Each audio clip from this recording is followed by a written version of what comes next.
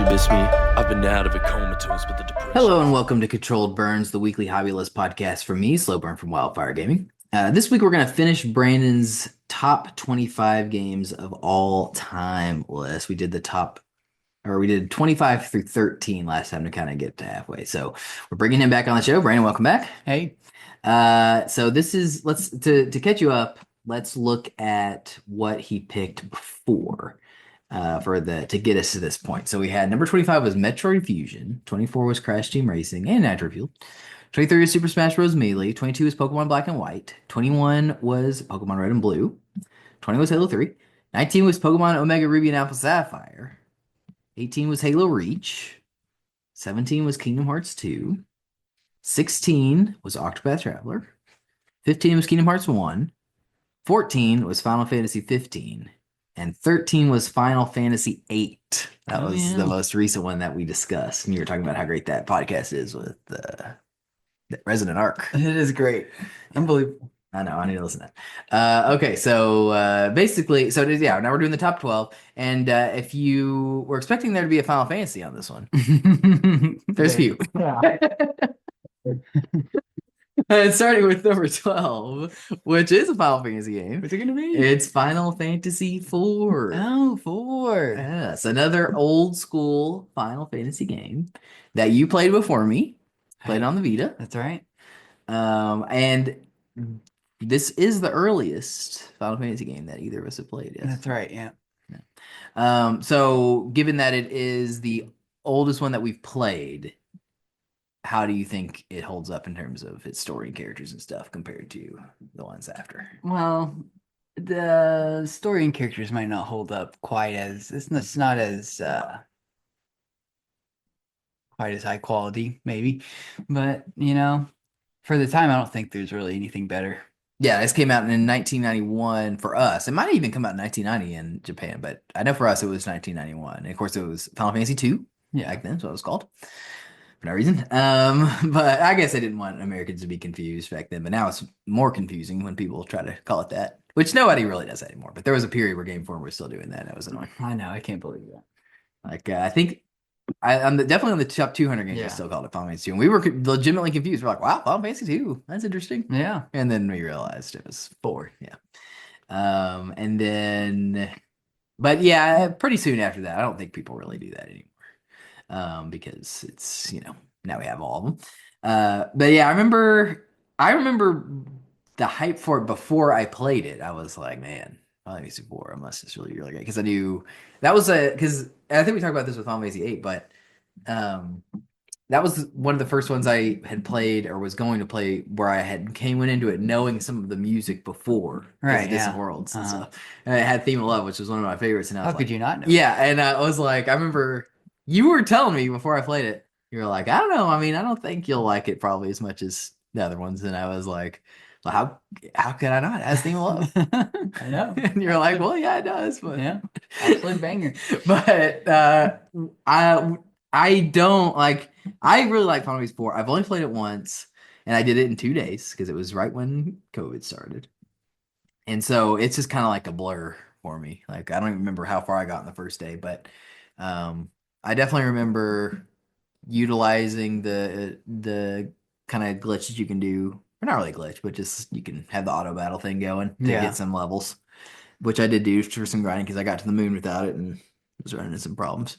Yeah. But I remember doing that. Like I think that was like one of the last times I could go to a restaurant before they closed. But I remember like leaving it, until I went to Longhorn. Get some levels. Yeah.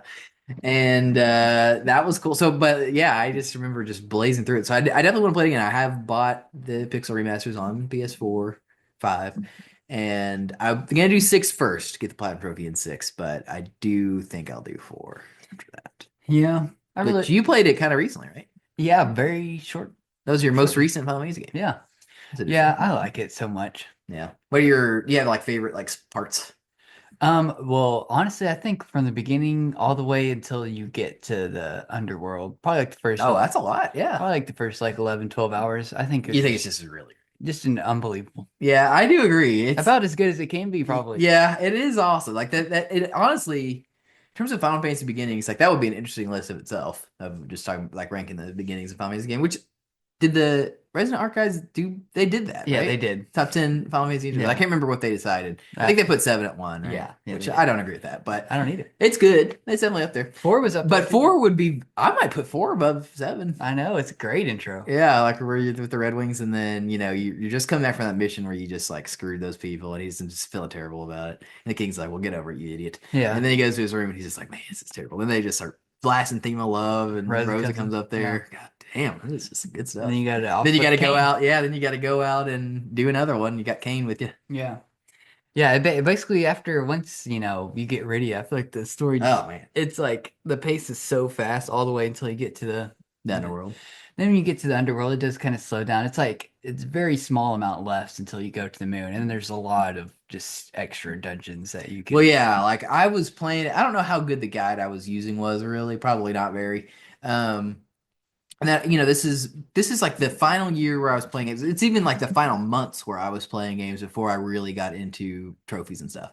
And of course, the Vita version I don't even think had trophies because it's really just the PSP version, which didn't have any trophies. But I just remember I was like kind of in this weird middle ground where I was like trying to do stuff, trying to do optional stuff, but like not really. Didn't really have any motivation to do everything, and so I was like I was just like going around in all these caves and I was playing that ridiculous music, the flute, and like some of the caves would hurt you just while you were walking around there that had hazards. And I was like, this game is just a lot of caves. Yeah, it is a lot. But now that sounds a lot of fun. Yeah, with the platinum trophy mindset in mind, like that sounds great. Yeah, it probably will be fun. I don't understand that having the damage tiles thing because you just use float. It costs like a very small amount of magic, and then you're right. But I just have to keep using it over. And it's dumb. Yeah, it was not the greatest game. It's also probably the worst one that we've played of random encounters where like literally will just be immediate basically at times. I know, it is crazy. Luckily the Pixel Remasters you can turn them off. Oh yeah, that's if true. you want to. But man, they were brutal. Yeah, that PSP version. Take one step. Yeah, did Fred ever show you that video? Yeah, there's that because he was telling me about that the other day where he was watching this guy because he would,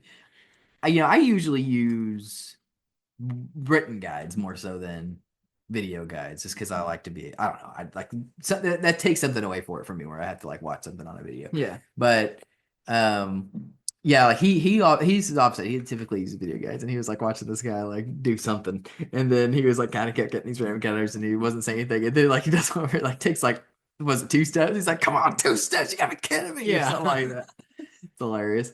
But yeah, I agree. Getting really strong. I think my favorite moment. I mean, Cecil becoming Paladin, which is in that early stretch. Yeah. That's really awesome. But I think my favorite moment is, I guess what you would.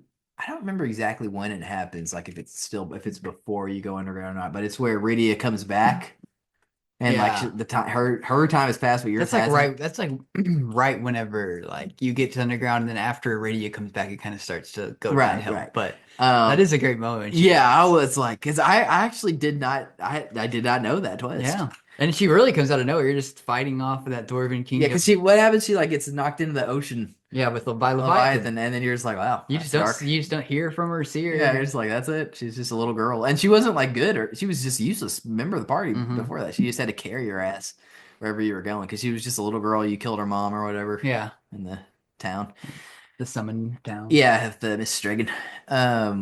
And so, like, yeah, I did not see that coming. So for her to come back, I was like, wow, that's really awesome. So that stuck out to me. And then, all the stuff where you go to the summons, which I guess is optional technically, but you go to the summons place. The summons, yeah, that's awesome. That was awesome. And then there's like also like little things that stuck out to me. Like I remember that short scene with Edgar playing his harp and like helping you. Oh yeah, I love that scene. And everything before that too with Tello, and Tello's like pissed at him at first. Oh yeah, Spoony Bard. Yeah, and he called him Spoony Bard. Yeah, famous. That is really good. And then I also, even though it's like so small, it does not matter at all. I got a kick out of, there's this little side quest that you can do where you get this knife that from like the woman, like this woman that's mad at her husband or something. Yeah, and then you use it at any point. You can only use it once. It's a one-time use for the whole game, and it does an instant 9999, which is not even that big of a deal. But I just remember saving it for that final boss and having, what's that guy on the edge? Yeah. You throw that knife, and I was just like so hyped to do that for some reason. And then I did, and it was cool. Yeah, I did it too. And Yeah, that's Yang, I think, because he's down there. Yeah, that's passed right. It's out. Yang's wife. You have to go to his wife and then get the skillet from him, which wakes him up, and then you have to go back to her. Yeah, the skillet. And then she gives you that kitchen knife. Yeah, kitchen knife. God, that is just absolutely ridiculous. So, while I do like it a lot, I haven't. Now you played a lot more than I have, so you're a lot more up on it. And when I did play, like I said, I did beat it, but it was only in 2 days. So I definitely need to play it again. But from what I have done so far, I can't put it up on like the level of some of the other games that we're probably going to talk about. And even like you have it last time we talked about Final Fantasy VIII and Final Fantasy 15. I don't know that I would put it on that level either. But when I play it again, we'll see. It could be in store for a big jump. It'll probably jump somewhere. But... Yeah. Okay, number 11. This is a pretty different, well, similar in some ways in terms of its timeline, but in terms of how new it is, very different. Because number 11 is Final Fantasy 16. Oh, 16 action. That is interesting. So this is, I think, a little bit, maybe not as much as 15, but a little bit of like a polarizing game from the series. I think a lot of people really like 16, but I don't know if they like it as much as some of the other games in the series, if you know what I mean. Yeah. What do you think about that? I mean, obviously you have it here pretty much just in with the rest of them, so yeah, you thought it was pretty much just as good. Yeah, I feel like I really like just mainly like the story stuff. I feel like I was more into it than most of the other newer ones. Oh, that's interesting. 16 It's like more than 15. Yeah, well, yeah, I would say so. There's more detail and stuff that they could have done. I feel like adding to it, like or just making like the story bigger, longer. Well, yeah, if it was made like 15 was, then there'd be all kinds of big movies. Yeah, that's right. Yeah, DLC and all kinds of crap. Which actually there is DLC, which neither of us have done.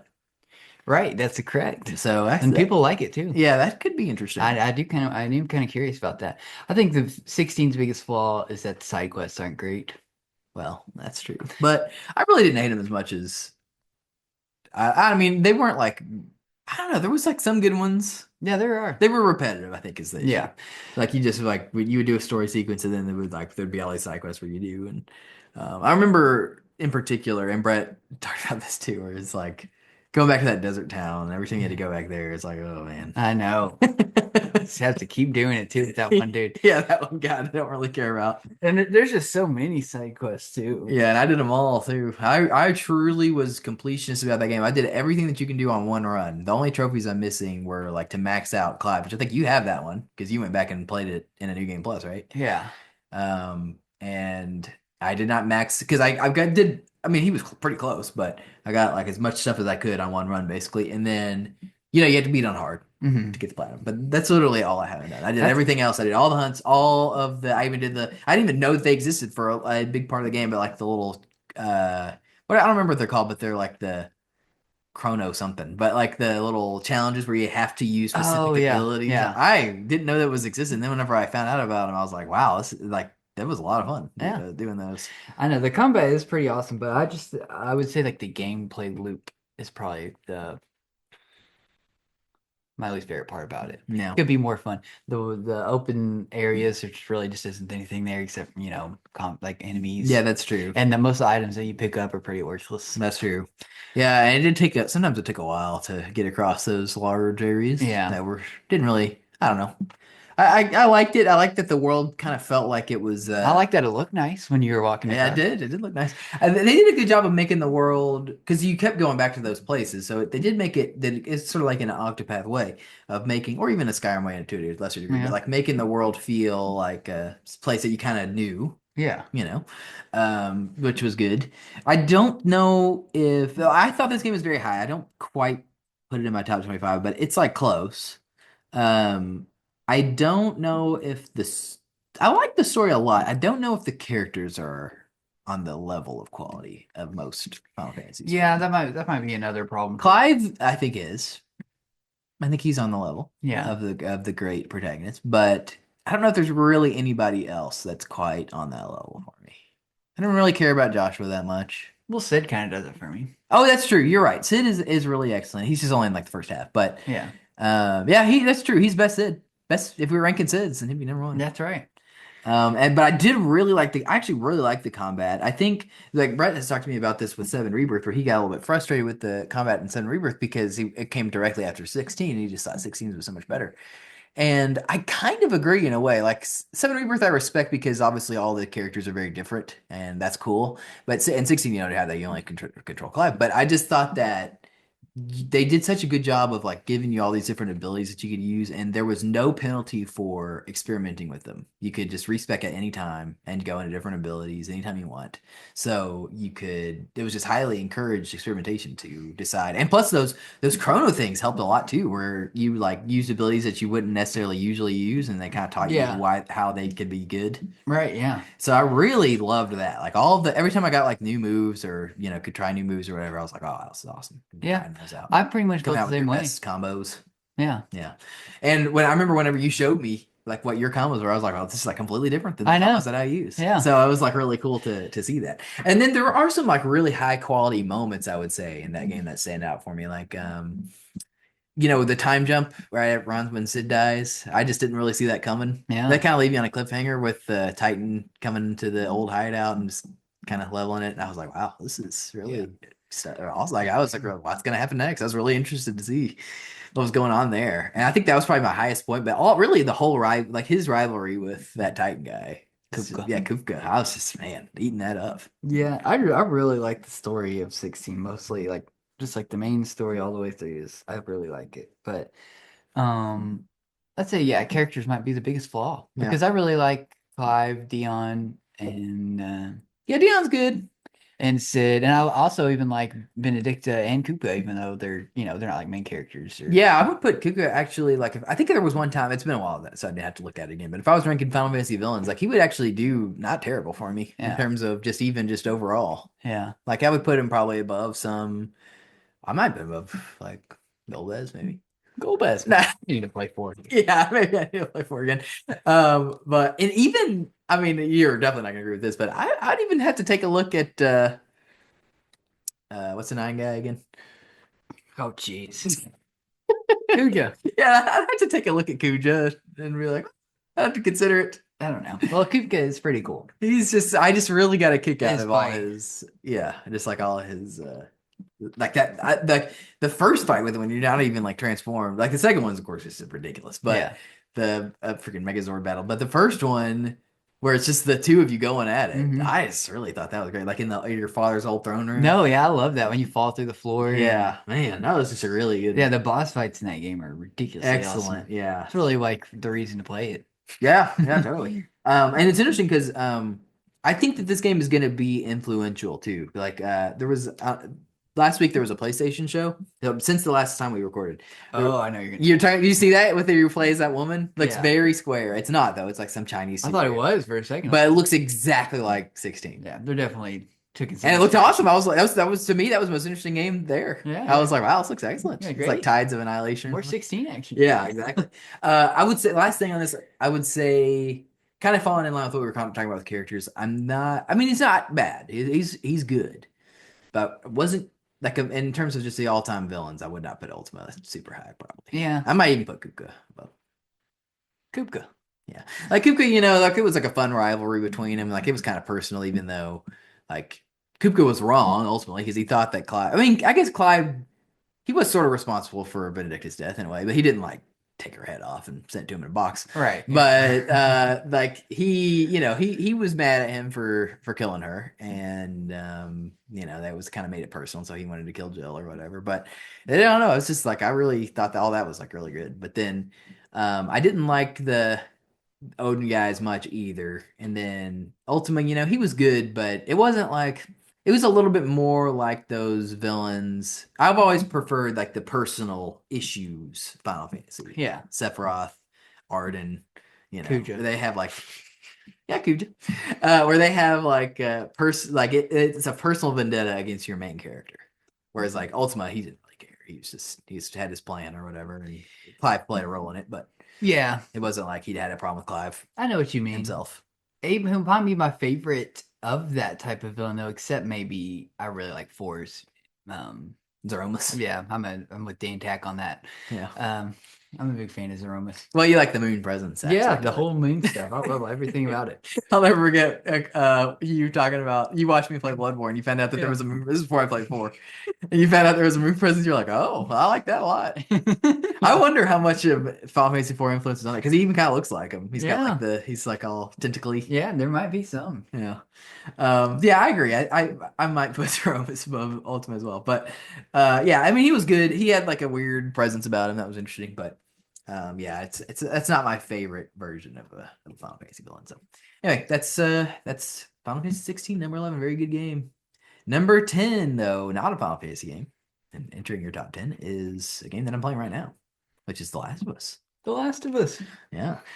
This is really interesting because just with our history with this is one that I played when I was living in Henderson. So I was like not with anybody like you guys. Like you guys were not with me whenever I played. You and Brett were not with me when I played The Last of Us. I just like came back from that excursion to Henderson. I was like, oh my God, this game, The Last of Us, is just a masterpiece. Yeah, you're like, you need to play it. It's up there with 7. Yeah, and I remember I obviously I knew I played in 2018, so it was 5 years after it came out. So everybody, it was considered a masterpiece, obviously, like for a while. Yeah, like a lot of people said that it was like one of the best games ever. But and I've always grew up with the Naughty Dog games too, so I always knew I needed to play it. But I finally did, and yeah, I thought it was really awesome. But then it was like the couple years later, whenever I had moved up to New Jersey for the job that I'm doing now before COVID, then you just like text me one day. I remember I was like driving. I think I was going to this mall for some reason. There was a mall up there, and I can't remember why I was up there. I was like buying. I must have been buying some clothes or something. But I was at this mall. I remember I saw this text come through from Brandon. He said, I'm playing The Last of Us and I'm like almost finished. It was like, cause like what was it? You like got through like the first day, you just like went absolutely nuts and like got like super far into it just in one day. Yeah, the first day I made it through summer. Well, yeah. Well, summer's the longest. That's like half the game. Yeah, no, the first day I made it to the college. Right. That was when Yeah, so that's when I stopped. Right before winter starts. Yeah, so I think like maybe the next day pulled up and then I was like, all right, time to do DLC. Like after the next, like I played it for one day and then the next day I was like, time to do DLC. Okay, so you got through the end of the college and were like, he gets impaled. Yeah, I think I made it all the way through there. Yeah, that's pretty damn long. So that's like 10 hours probably.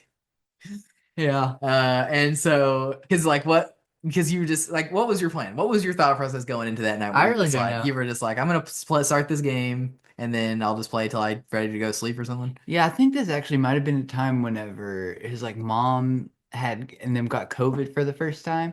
And so I was trying to stay away from them. And so the first thing I did is I just went to Jacoby's and was staying there for a long time. But he was working a lot of night shifts, and there was a lot of time where I would just be sitting there alone trying to avoid getting COVID.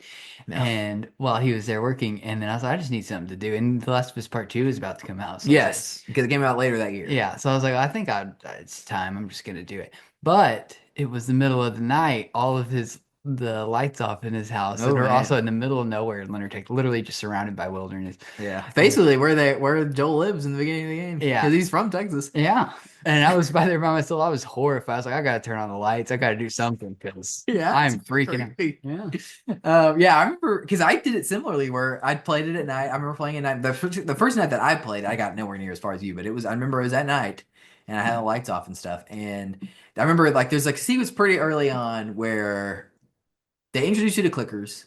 And it's like not that bad. There's like one or two. But then like you go down to this area and there's just like a bunch of them. There's like 5 or 6. Yeah. You're like in this kind of abandoned subway location. Yeah. And it's like, and I was struggling too because they're killing you in one shot, one hit, and like I didn't really have the mechanics down or anything yet. And I was just remember like, man, this is brutal. This is intense. Yeah, it's a rough one. And so like I remember that too. But you just like were playing it, and then like you're like, well, I'll just keep going.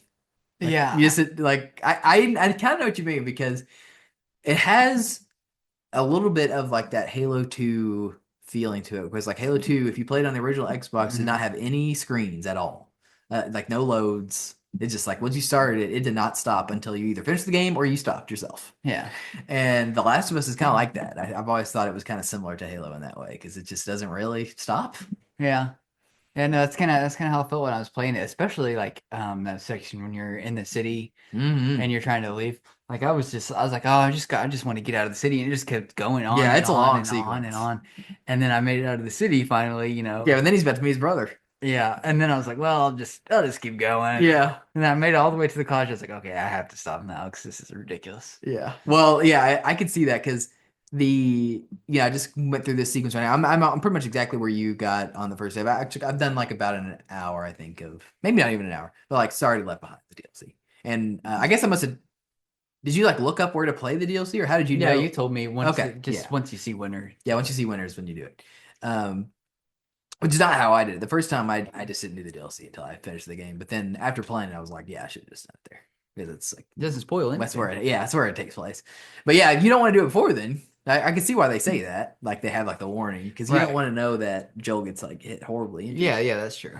But yeah, once you know that, then it's fine. But yeah, I just recently played through these sequences, and it does that sequence like from where you meet his brother, through the university. It is like really strong. I know Some of the best stuff. that was one of my favorite parts of the game, and then everything after that too. With when they're going to the college, Yeah. some monkeys are broken out. Yeah, no it's one's just a there. really good sequence. Like that's kind of them on like their peak because like they're kind of on the rocks at the end of that thing with Tommy because he wants to just hand her off. Yeah. He doesn't want to.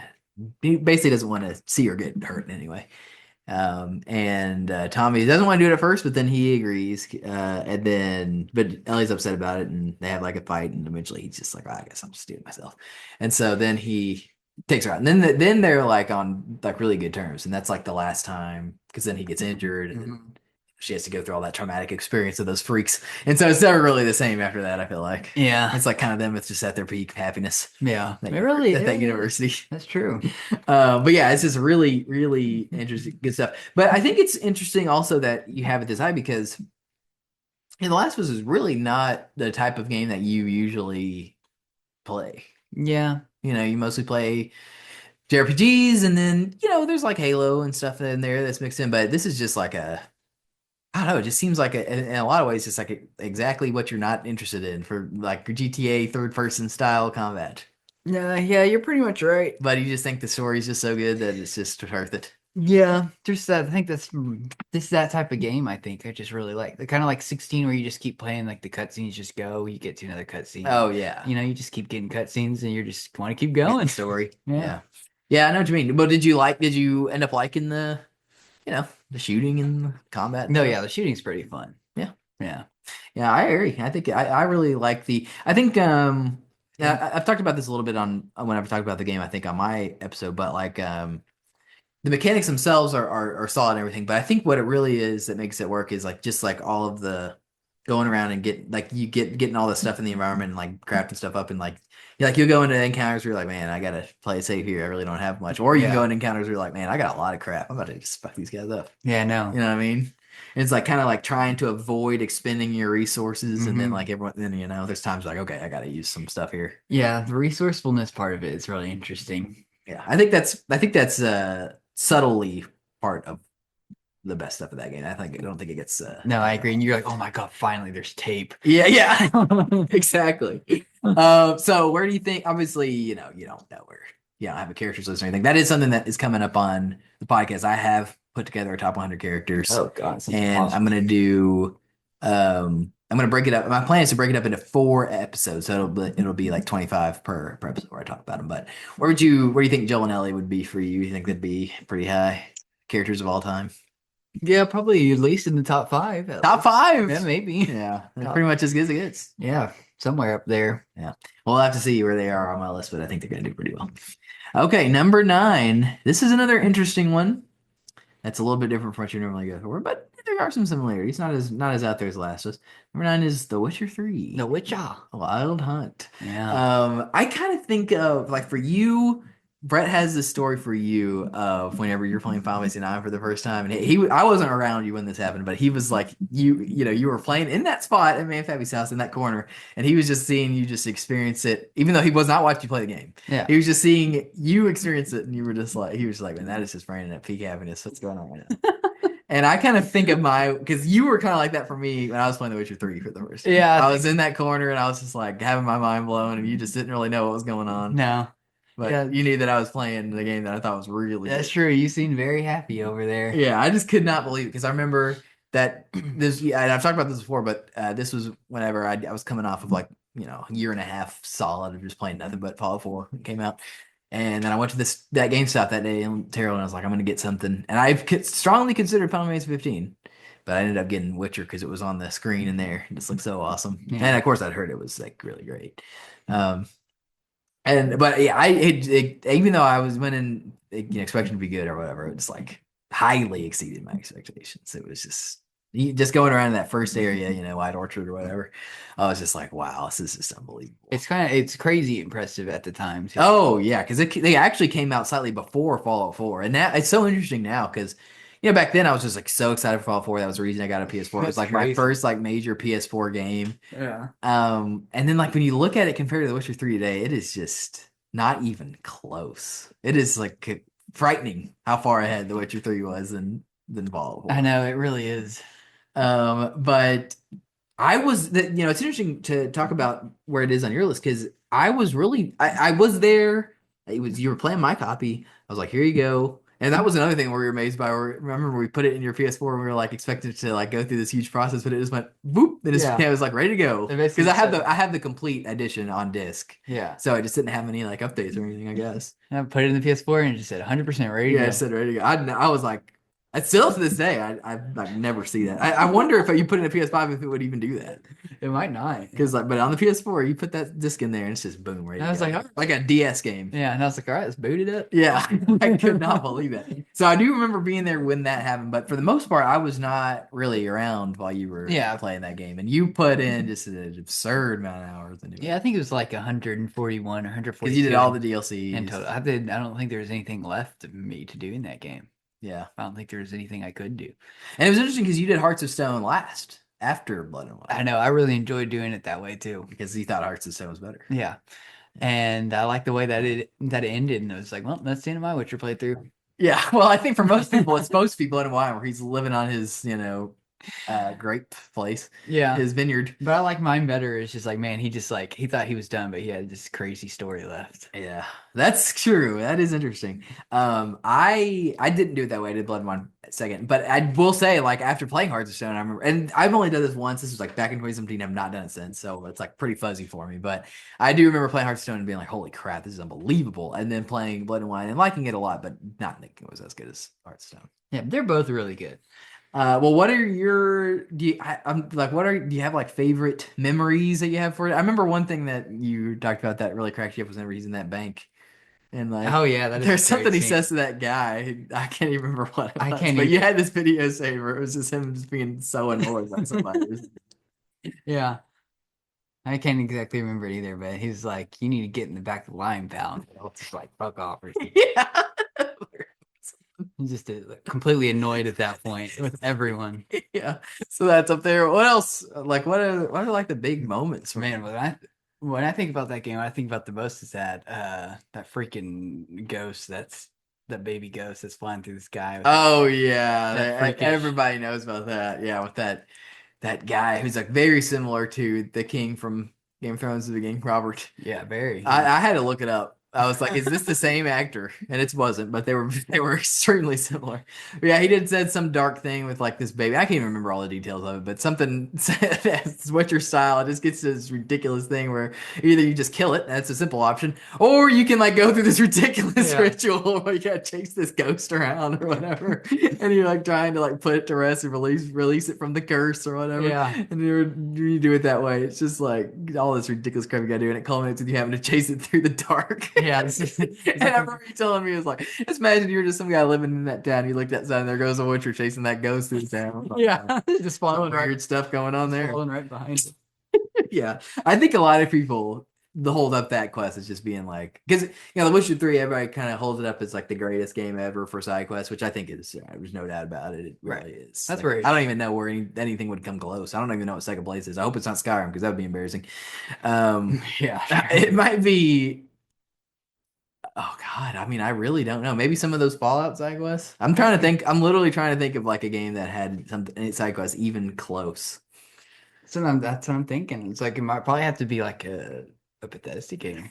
Yeah, maybe there's some that we haven't played or something. I hope so because nothing else is just even That's what makes it so crazy for its time is that it was like this Yeah. big open world game and then there's like a millions of side quests, which everyone had seen before, but no one had Yeah, seen but they were just like so good. yeah, no one had seen all the Because there's side like all quests those be hunts, like think quality. about like the hunts of 15, for instance, or 16. There's like all these hunts, right? Yeah. But and The Witcher had those hunts too, but then there was like a story with all of them, and there was like a twist with all of And you had them. to figure out what happened Yeah, there's like as a you're mystery element to all of them, and then yeah. like it builds it up, and then you finally get to fight it, and he figures out what it is, so he has to prepare. He's like, okay, I know what this is gonna be. It's gonna be that freakish tree thing from the forest, and then he's like, I gotta go like prepare for it or whatever, and Yeah. then like, oh man, just like the way they build it up. The fight, by the time you get to the fight, it's like, not, it doesn't really matter. What the fight, it's like, that's not what you think about.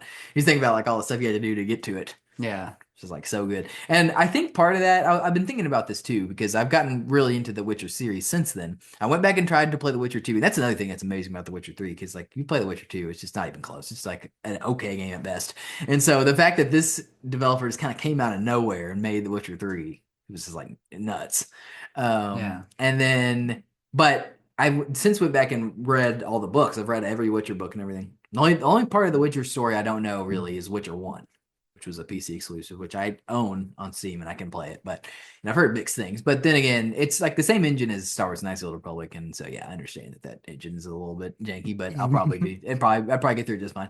But like I know everything now, and so like the first two books of The Witcher are really there's even like the last book he did too, which happens like in that same time period where he's of the first two. So it's really like three whole books in this time period where it really is just like three books of side quests. He's not doing anything really crazy, he's not really moving the story forward. Every once in a while, like he does meet Ciri in there toward the end on his side quest, and so that starts to like really matter. And like one of the side quests in the first book is that thing, because to him it is just a side quest where he goes to that betrothal, and that's whenever he finds Ciri's dad comes in, he's the hedgehog and everything, Yeah. and he's just like, what the hell's going on here? That's crazy. But like for him, that was just another day doing some weird thing like he does. Yeah. And so like that's just the heritage of that series. And so those guys that knew it so well, because like in Poland, which is where that studio is based, like The Witcher is kind of like Game of Thrones. It's just like, or even Lord of the Rings, really. It's like a Polish thing that they created that's just like insanely famous in their homeland. And Okay. so like they all grew up reading those. And so like they just knew that's what the series was about, is a side quest, really. Yeah. And then so that's just what it's built on. And so that's why they're the best, because they just like did what they do in the books where he goes on these ridiculous, like it's just exactly like that. Like there's this side quest which they did in the show as well, where he gets to this kingdom and the king's like, yeah, there's like this thing that's killing my people and it's like locked up over there, and he's like, oh, I gotta figure out what's going on with this thing. And then like he figures out that it was like the king had an inappropriate relationship with his sister, and like they had a child of incest, but it was cursed. And then it was like, been living under the castle for 14 years, and it finally woke up and now it's killing everything. He's got to like figure out how to, he could just go in there and kill it and that'd be the end of that. But it's the king's, it's his daughter, so he still wants him to save it somehow. And he finds out the guy that got the curse on him and like all this stuff. And he's got to like go deal with all that crap. He's got to like go through the whole night with it alive Yeah. and without dying, It's like, oh, just exactly the type of stuff that you would do in The Witcher 3. I know. And no game really can even come close this many years later. I feel know. like. Yeah, exactly. This is almost 10, it's going to be this year. It's 10 years since that game came out, and it's still the best. I know. It's so crazy how different that is. Like if you think about like when Final Fantasy VII came out in 1997, and then you think about like 10 years later, it was like Mass Effect 1 and Oblivion had come out and everything. You just think about like how much games had progressed in those 10 years. I know, it's insane. crazy. And then now, or you look at it the other way, Final Fantasy VII came out in 1997. Go back to 87. What was like the best game at that time? Like Legend of Zelda 1? Yeah. I don't even know if Final Fantasy 1 was out yet. I don't know if it was. And so It's like quite that, close. just think about how much gaming progressed in that time. And now in the last 10 years from Witcher, it's like, yeah, we just haven't been at that level since. Yeah, that's how it feels. It's pretty crazy. You can't get back there. I do think that maybe the open world hasn't aged the best. And Yeah, I agree. And like some of the question marks and stuff. well, yeah, that's true. Very Ubisoft stuff. And then like also just like some of the movement, I think like the controls of the horse. Like I remember thinking that having no issues with the controls of the horse or anything at all.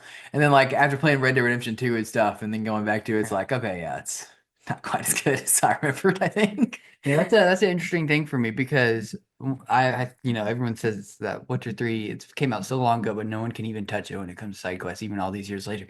But I almost feel like everyone kind of feels like that about the Red Dead 2 open world, which I have not. Oh, that is true. Yeah, yeah. Brandon hasn't played Red Dead 2. I remember that whenever because like I was around this time period when you were playing Witcher, where I was playing Red Dead 1. I remember you came upstairs and I was like, you were like a buggy race or something. I was like, look at this redneck activity I'm up to. I know, I You're couldn't just believe like, my God.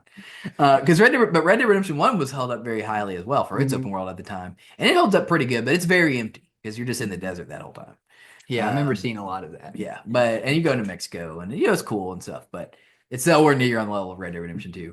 But Red Dead Redemption 2, yeah, it's not only that its open world is so good, it's like hard to explain unless you've seen it in action, but like it is a fully simulated wilderness with like animals and stuff, and they like actually like go about and do like their stuff, and they all leave tracks in the ground, and you can like track them. Like yeah, like you think about like tracking something in The Witcher, it's like a quest has started. There's a very bespoke like path that you're following. Like some people leave some footprints, and you're like following the footprints. Right. But like in that, it's like they're all doing that all the time, and like you can hunt them and stuff, and they So the interact bear with could each like other. as an oblivion NPC might go up and talk to a random person. The bear might like go to the water and Yeah, try to like exactly. get a fish out of it. Yeah, and like it's all going like for real, and so like there's like to get 100% in it, which I had not done. It's like insanely hard to get the platinum trophy. It's not so much hard; it's just a lot of work. But there's like a Pokemon element to it, except for the real animals. You're not capturing them, obviously, but you like study them, and then like you have to like not all of them, but for like most of them, you have to like skin them, you have to kill them and skin them, hunt them and skin them, and like there's just like a whole element where like I remember doing a few of those and like tracking. Like there was like this rare owl I had to track one night, and like I remember like just like it's like really rare to show up. And I remember one night. I knew kind of like where it would spawn, and like I remember one night, like I had my binoculars out, and I saw it like circling this building. I was like, "Oh my God, there's that freaking owl I've been looking for." It was like stuff like that. It's just like so crazy that it's in there. And then also, Red Dead Redemption 2's story is also on the level, maybe probably even better like than The Witcher 3's main story. But it's like a Last of Us level story, except for Right. way longer. Like amazing characters, and like it has good side quests too. They are not on the level of The Witcher, but there are some like there's some good memorable ones as well. So yeah, it's also extremely high. But I agree with you. I do see, and even like I remember playing them at the time. Like The Witcher 3 and Red Dead 2. I think they might even be next to each other on my list. They just feel like very similar sister games to me in a way, even though they're like really different. Because obviously The Witcher is fantasy and it's an RPG. Red Dead is not an RPG and not fantasy at all. But the open worldness of it and just the quality bar of it Yeah. is just very high. Yeah. So y'all have to keep that in mind sometimes whenever y'all complain about open worlds. 'Cause I mean, the best I've experienced is nothing compared to. Yeah, I think the problem is just like everybody else is making them worlds that aren't as good. Right. Got your Starfields or whatever. Right. People say it's much obviously neither of us to play, but people to say it's just nowhere near the level. Or even just like the basic ones like Horizon Zero Dawn. Yeah, or like Horizon. the other Yeah. ones. I remember remember I told you Horizon Zero Dawn? Yeah. I was like, I think we were going through like the top best-selling PS4. This is years ago. Going through the top best-selling PS4 games, and Horizon was pretty high. Got to Horizon, I was like, okay, and then this one's Horizon Zero Dawn, and Brandon was like, I have no idea what that is. I was like, I've never heard it in my life. And you're like, there's no way you've never heard Yeah, I of was this like, it's like famous game. 10 million sales. And I was you're like, I've never heard of And I it. showed him pictures of it. He was like, I do not know what that is. And then I said, well, okay, what did Game Informer give it? And It you was like said, an 8 something. and I said, oh, well, that's why it's a piece of trash. Why would I want it? You were like, 9, if it's not 9 plus, and don't waste my time. I was like, why would I even care about looking at it then? I mean, yeah. They didn't even give it a 9. To this day, it was Jeff. Yeah. And to this day, honestly, neither of us have ever played. It's probably pretty good. Yeah, I know. But yeah, I'm sure it's nowhere near on the level of because the bar has been raised. I think like you look at Oblivion, which you're playing right now and having a great time playing it. But yeah, when it came out, it was like impressive. Yeah, it was raising the bar. Yeah, it was raising the bar. Or like even when Fallout 3, which is my introduction to open world, I was like, wow, this is unbelievable. I never played anything like that before.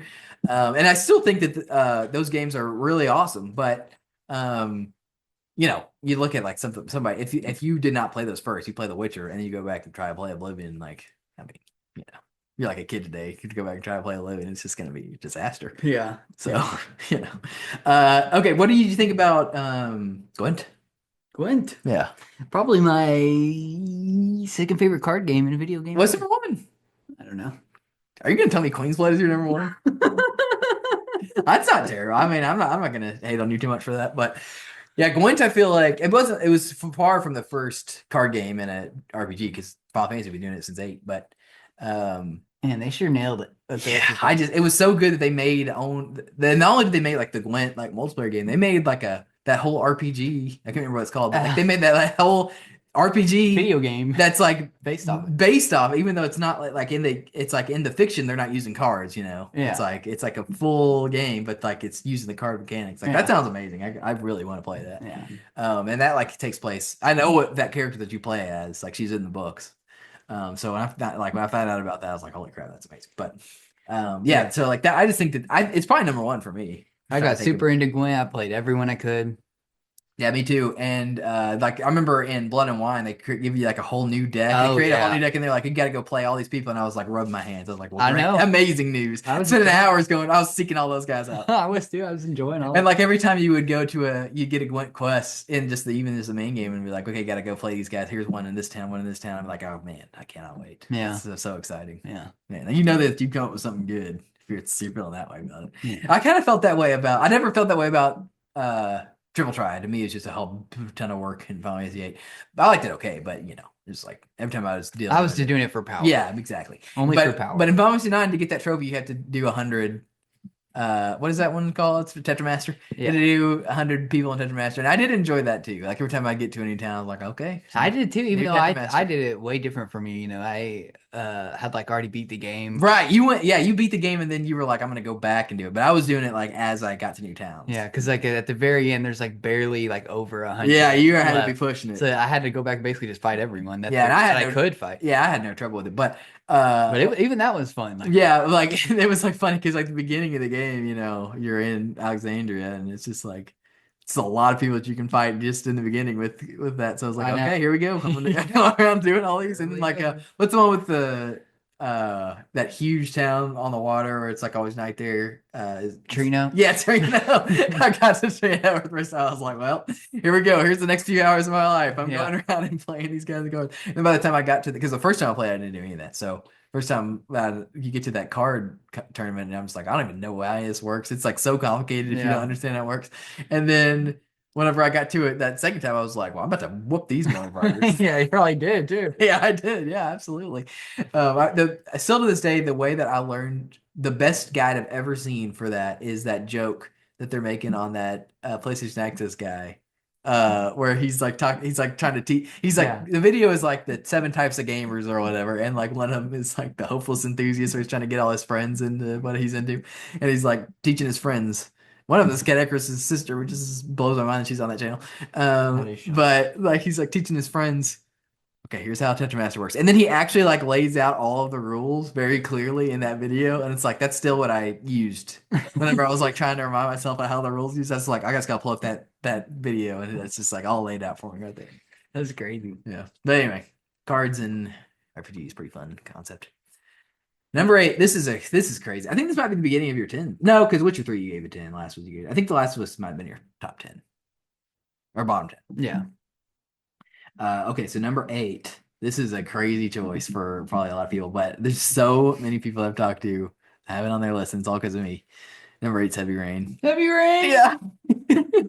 So I have a lot of memories playing this game. I definitely heard about it. I think it was Kat Eckers that was like talked about it in some of his old videos, but where I played it was I got on PlayStation Plus. I played it when I was living in Mammy's apartment, like when I was working in a thick coffin paper, and I just like had gotten it on PS Plus, and I was like, I just played it. It didn't take me long at all. Just played it in a few days, and then I was like, holy crap, this was like so good. And then I went over to Mom's house with you and Brett, and I was like, you guys got to play this, and I just made you guys just do it. I didn't tell you anything. I did not play it at all, and you guys just had to figure it out. You guys were like trading off.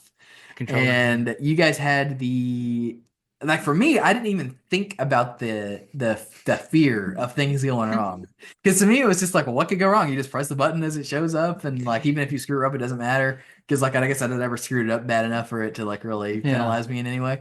And so to me, there was just it was just about like making decisions, I guess, but I just had like no fears whatsoever, and I just got like this perfect ending. Everything turned out great. And then I looked up videos before I showed it to you, where I was like, "Holy crap, this thing can just be a disaster. These characters can die like you would not believe, and you can get some of the worst things I've ever seen." So like before I had to play, I was like, "By the way, you can really go south. So I hope you guys make the right choices." And like the whole time, you guys had that pressure on you. Yeah. And then lo and behold, they completely destroyed it, and everything just went just as badly as possible. Yeah. And you guys got like just one of the worst endings I've ever seen, maybe the worst thing I've ever seen to a game. That's possible. Yeah. And then you guys had to like restart, load to save. Because it was truly like Ethan hung himself in his cell, and Madison jumped out of that window to her death. Obviously, we the didn't save the FBI kid. guy OD'd. We didn't Yeah, save the the kid died, Basically, everyone lost. and he walked free. Yeah. The origami killer walking free. Yeah. But what do you? It was interesting to see how that Yeah, happened. exactly. I remember then it created some hilarious memories because like I remember there's that scene where the FBI guy goes to the junkyard, and he's like trying to figure out what's going on there, and that guy that's in that junkyard is no good, and you kind of figure out that he's got like a body down there or something. He's like working with him in some way. You like you turn around, he's just looking at you, and then it like starts like this combat, and if you actually there's like this if you like hold your gun perfectly, but you gotta press like an insane combination of buttons. You can actually skip the combat, but you guys were nowhere near on the level of being able to do that. So What do you mean it's like a secret button? no, it like tells you what to do, but you literally have to press like you got you know how you normally hold the controller, but you gotta press like 10 buttons at once in the right sequence as they pop up, and you gotta keep them all held down. Right. And you just blew it. So then you just had to fight this guy, and there was like a point where he threw Brandon's car. It was just absurd how high the combat got.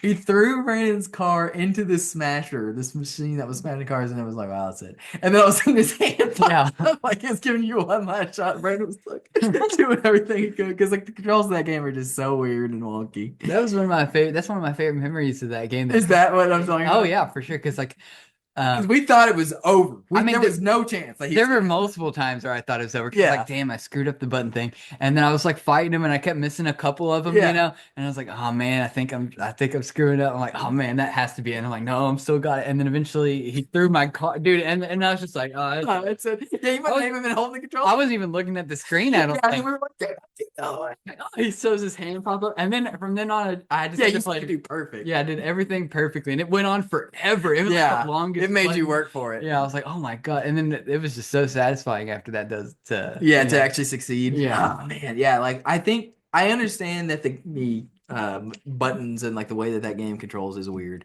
but I think it just like it is just like kind of perfect for what that game was going for. Like they didn't want to make it too easy because that's like all the tension is like getting all that stuff right, and like they fly at you, and you're not. I mean, it's kind of like just an extended version of like the dance sequence in Final Fantasy, but harder. Yeah. And with like a lot more buttons that you could press, and you gotta like, remember when Brett was trying to rock the baby and just couldn't get it to sleep? I know. I don't know why. There's like so much like weird stuff because there's like some motion that Yeah. they introduced as well. Because this was like in the Wii era, because it came out like 2010, so this is like The Wii era. yeah, everybody was like trying to chase the Wii's. Like got some motion crap in there. Yeah. But like man, like the controls, as weird as they are, I just think that they like really are kind of like work perfectly for what that game is going for.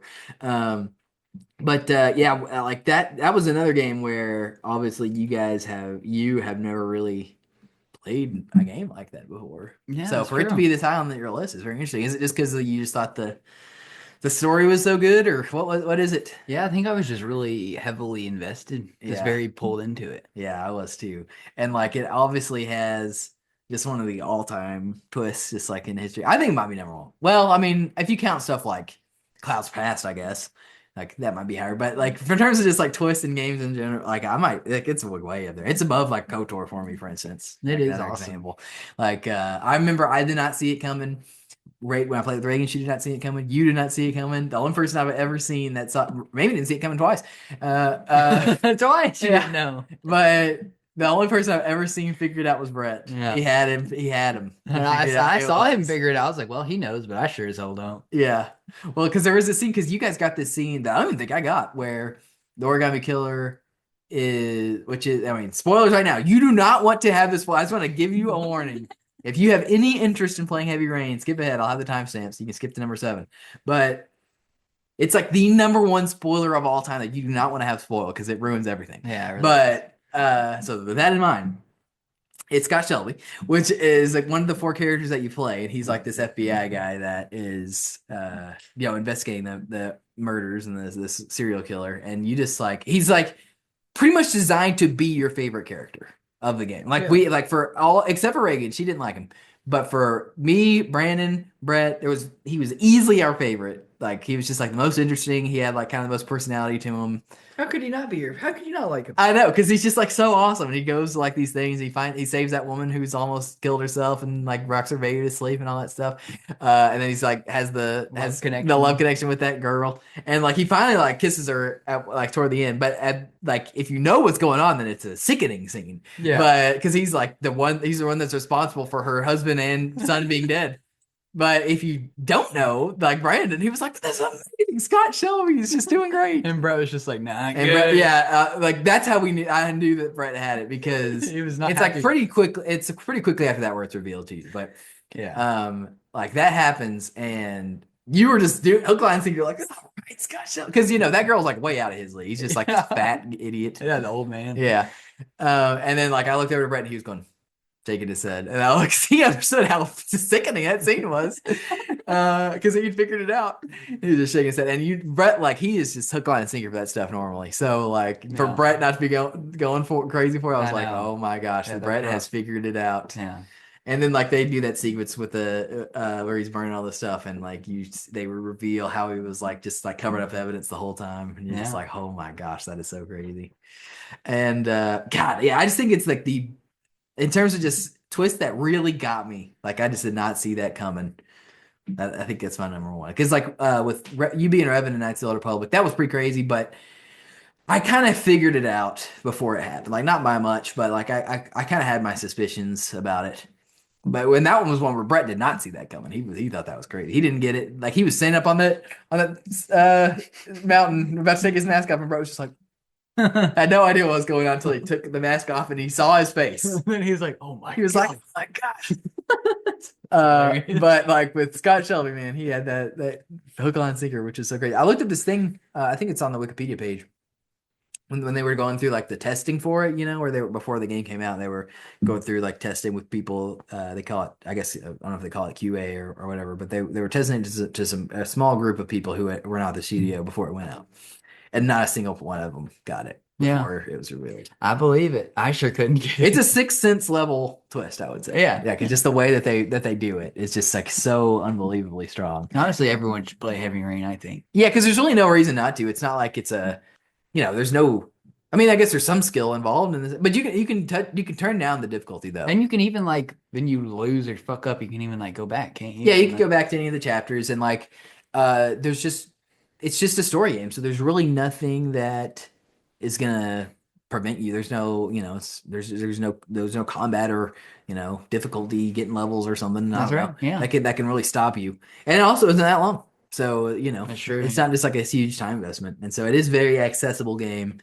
And a game that is, in some ways, like there's stuff about it that doesn't hold up, like that guy going, Jason, looking for his son. Like there's some silly elements to it, and like obviously it came out in 2010, so it doesn't look as good as like a modern game, but it was a long time ago. Yeah, but man, like just like and even the story itself, like people say that it's got like plot holes and stuff, but like man, like just like the mystery and the reveal of how they roll that out, and then like when you play it again, you only play it once, right? If you play it again, like it's kind of interesting too, because you just know you can see like me playing it again, like when I played it with Reagan in particular, I was just like, it's so obvious. How did we not know? What? Yeah, I just like to me like when you go watch it back, it's just like the most obvious thing in the world.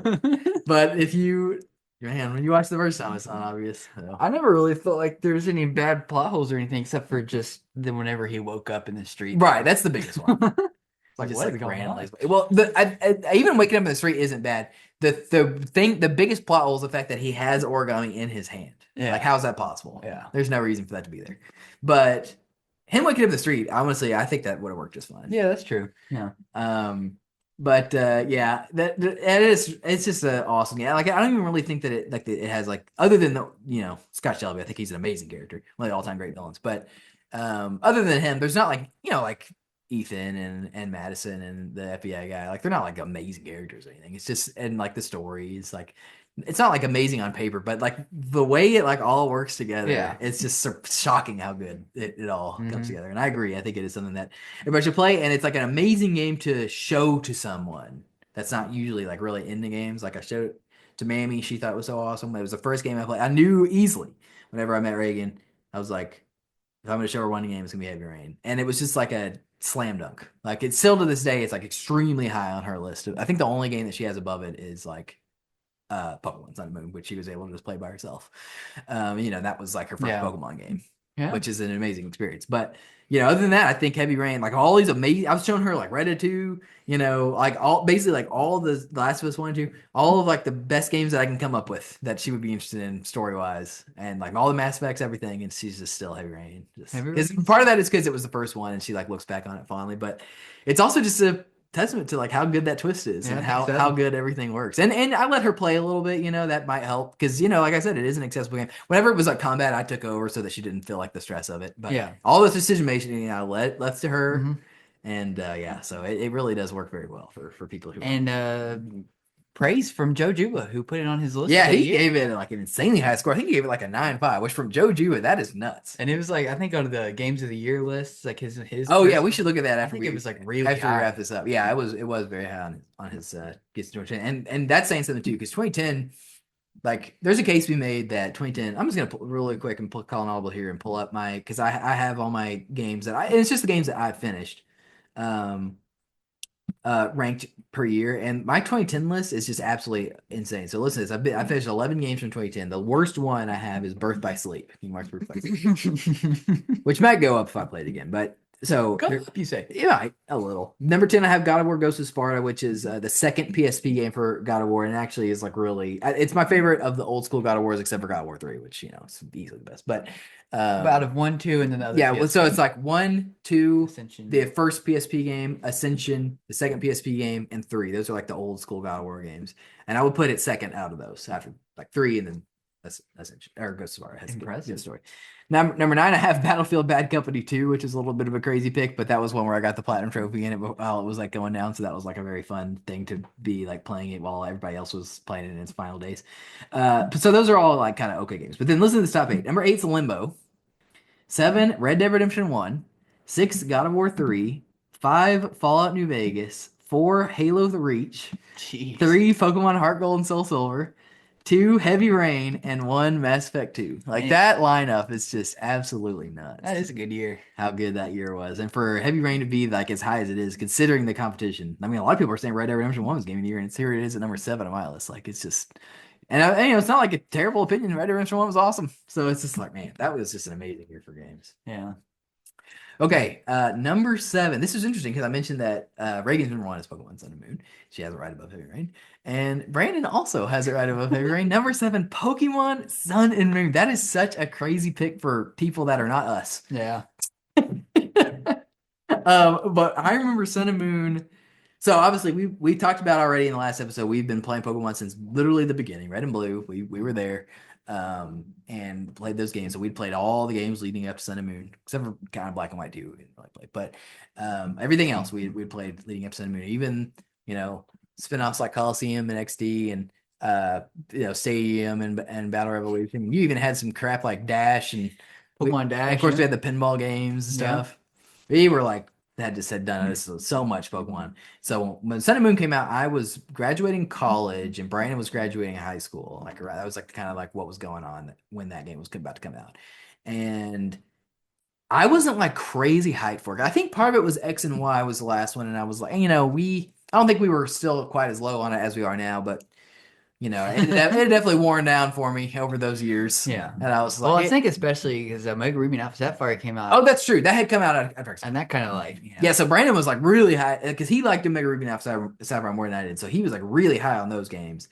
But I wasn't necessarily high on another Gen game because... Well, I remember because like you were like watching because remember they were doing a good job of like hyping stuff up where they would do those short videos. Yeah. They're like, here's a few Pokemon, or here's a look at Team Skull, or like here's whatever. And so like they were like showing game stuff that was coming out. And I remember you watched like all of them. Yeah. You were just like getting ready. That is true. And I wasn't like on that level of hype for it, but I was because of Brandon, I was like, okay, yeah, I'll definitely play it when it first comes out. Yeah. And so we went over that game Stuff and Terrell, and on launch day we went and got it. You got Moon, I got Sun, and then Brett came over later that day, and he was like, I'm not in Pokemon. I am not gonna get these games. But he saw how much fun we were having, and like it didn't take him long. He was like, all right, drive me over there.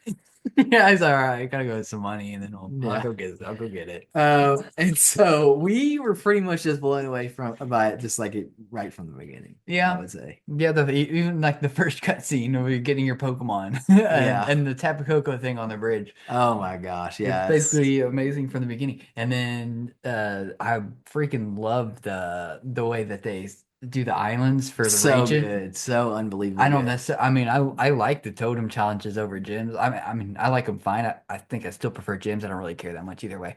But when Right, it I comes agree. to like the region, the island thing, like it was my favorite idea that they've done since Catching Pokemon and Gen Pokeballs. 2. No. Yeah, breeding maybe. Yeah. Held items. Yeah. It's just I don't know. And there's something about that really it made it one of my favorite regions, I feel like. Because Oh like yeah. once if you're exploring one island at a time, it never feels like the region doesn't feel, like Hoenn can feel like overburdensome. Oh, it's huge. If Oh you my try to God. if you're like trying to find everything and do Mhm. everything.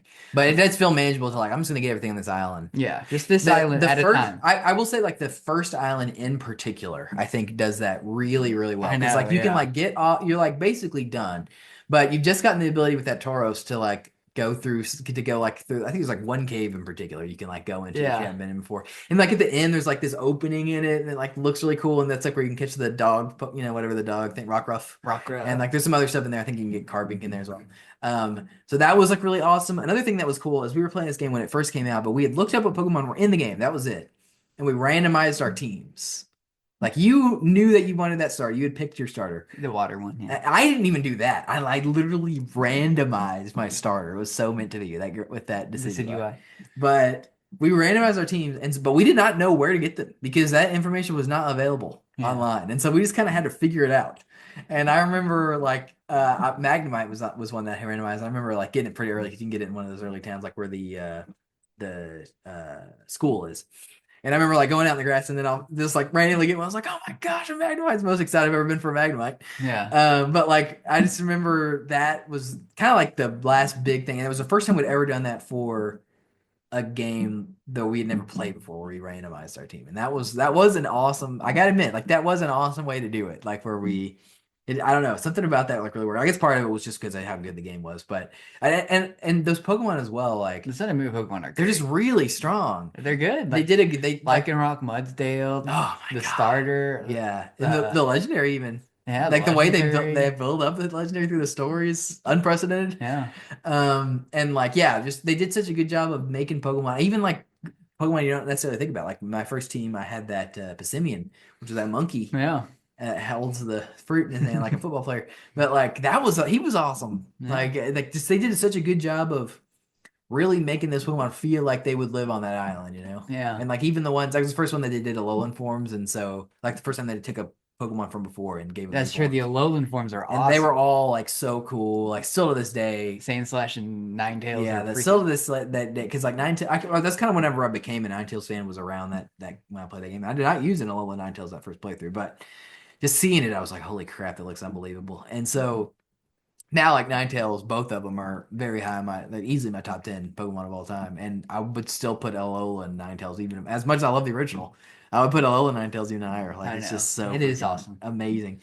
And then, like, not even this, that was like the Marowak with the fire That's right. sticks. Yeah. Like, that was pretty much everyone they did was like awesome. Yeah, like they did such an amazing job. Executor is a little ridiculous, but yeah, that's right.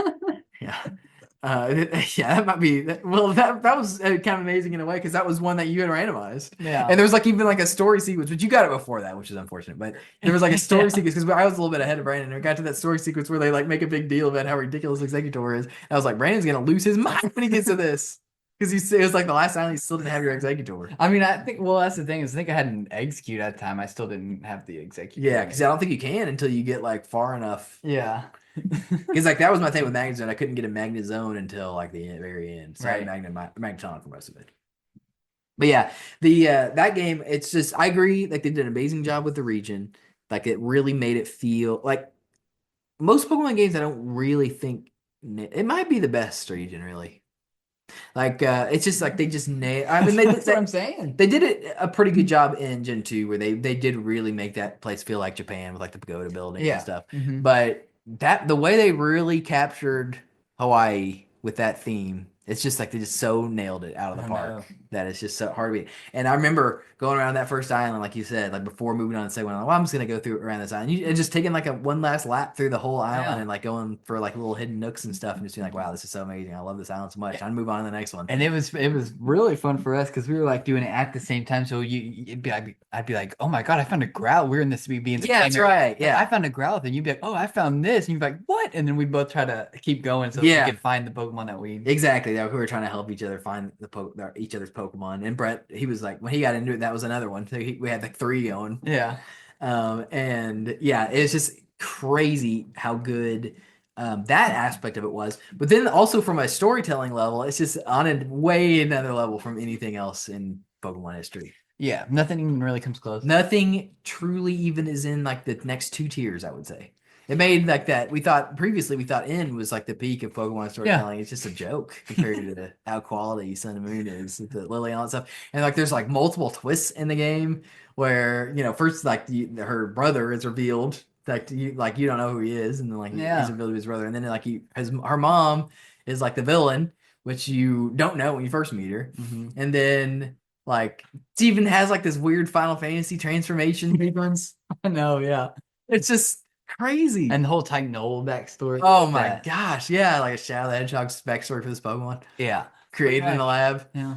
Oh, I remember man. that was like what I've always, I mean, after playing Final Fantasy VII, Yeah, exactly. That was a good point because like this was when we were first getting into like, well, but we'd play Kingdom Hearts like we talked about last time. But like we were first getting into Final Fantasy though, since X and Y came out. Like when we played X and Y, I don't think we'd played any Final Fantasy yet. Yeah. And so by Sun and Moon we had. And for it to like be, and it's not like obviously a Final Fantasy level story, but like for it to be like kind of close It's crazy. in a Pokemon game was just absolutely nuts. I remember getting to that sequence where you're like storming the base kind of like after the 3rd island and you're like going, all right, we got to go get this Aether Paradise and get the Chokers. And like you go, because like I think they've kidnapped Lily or something.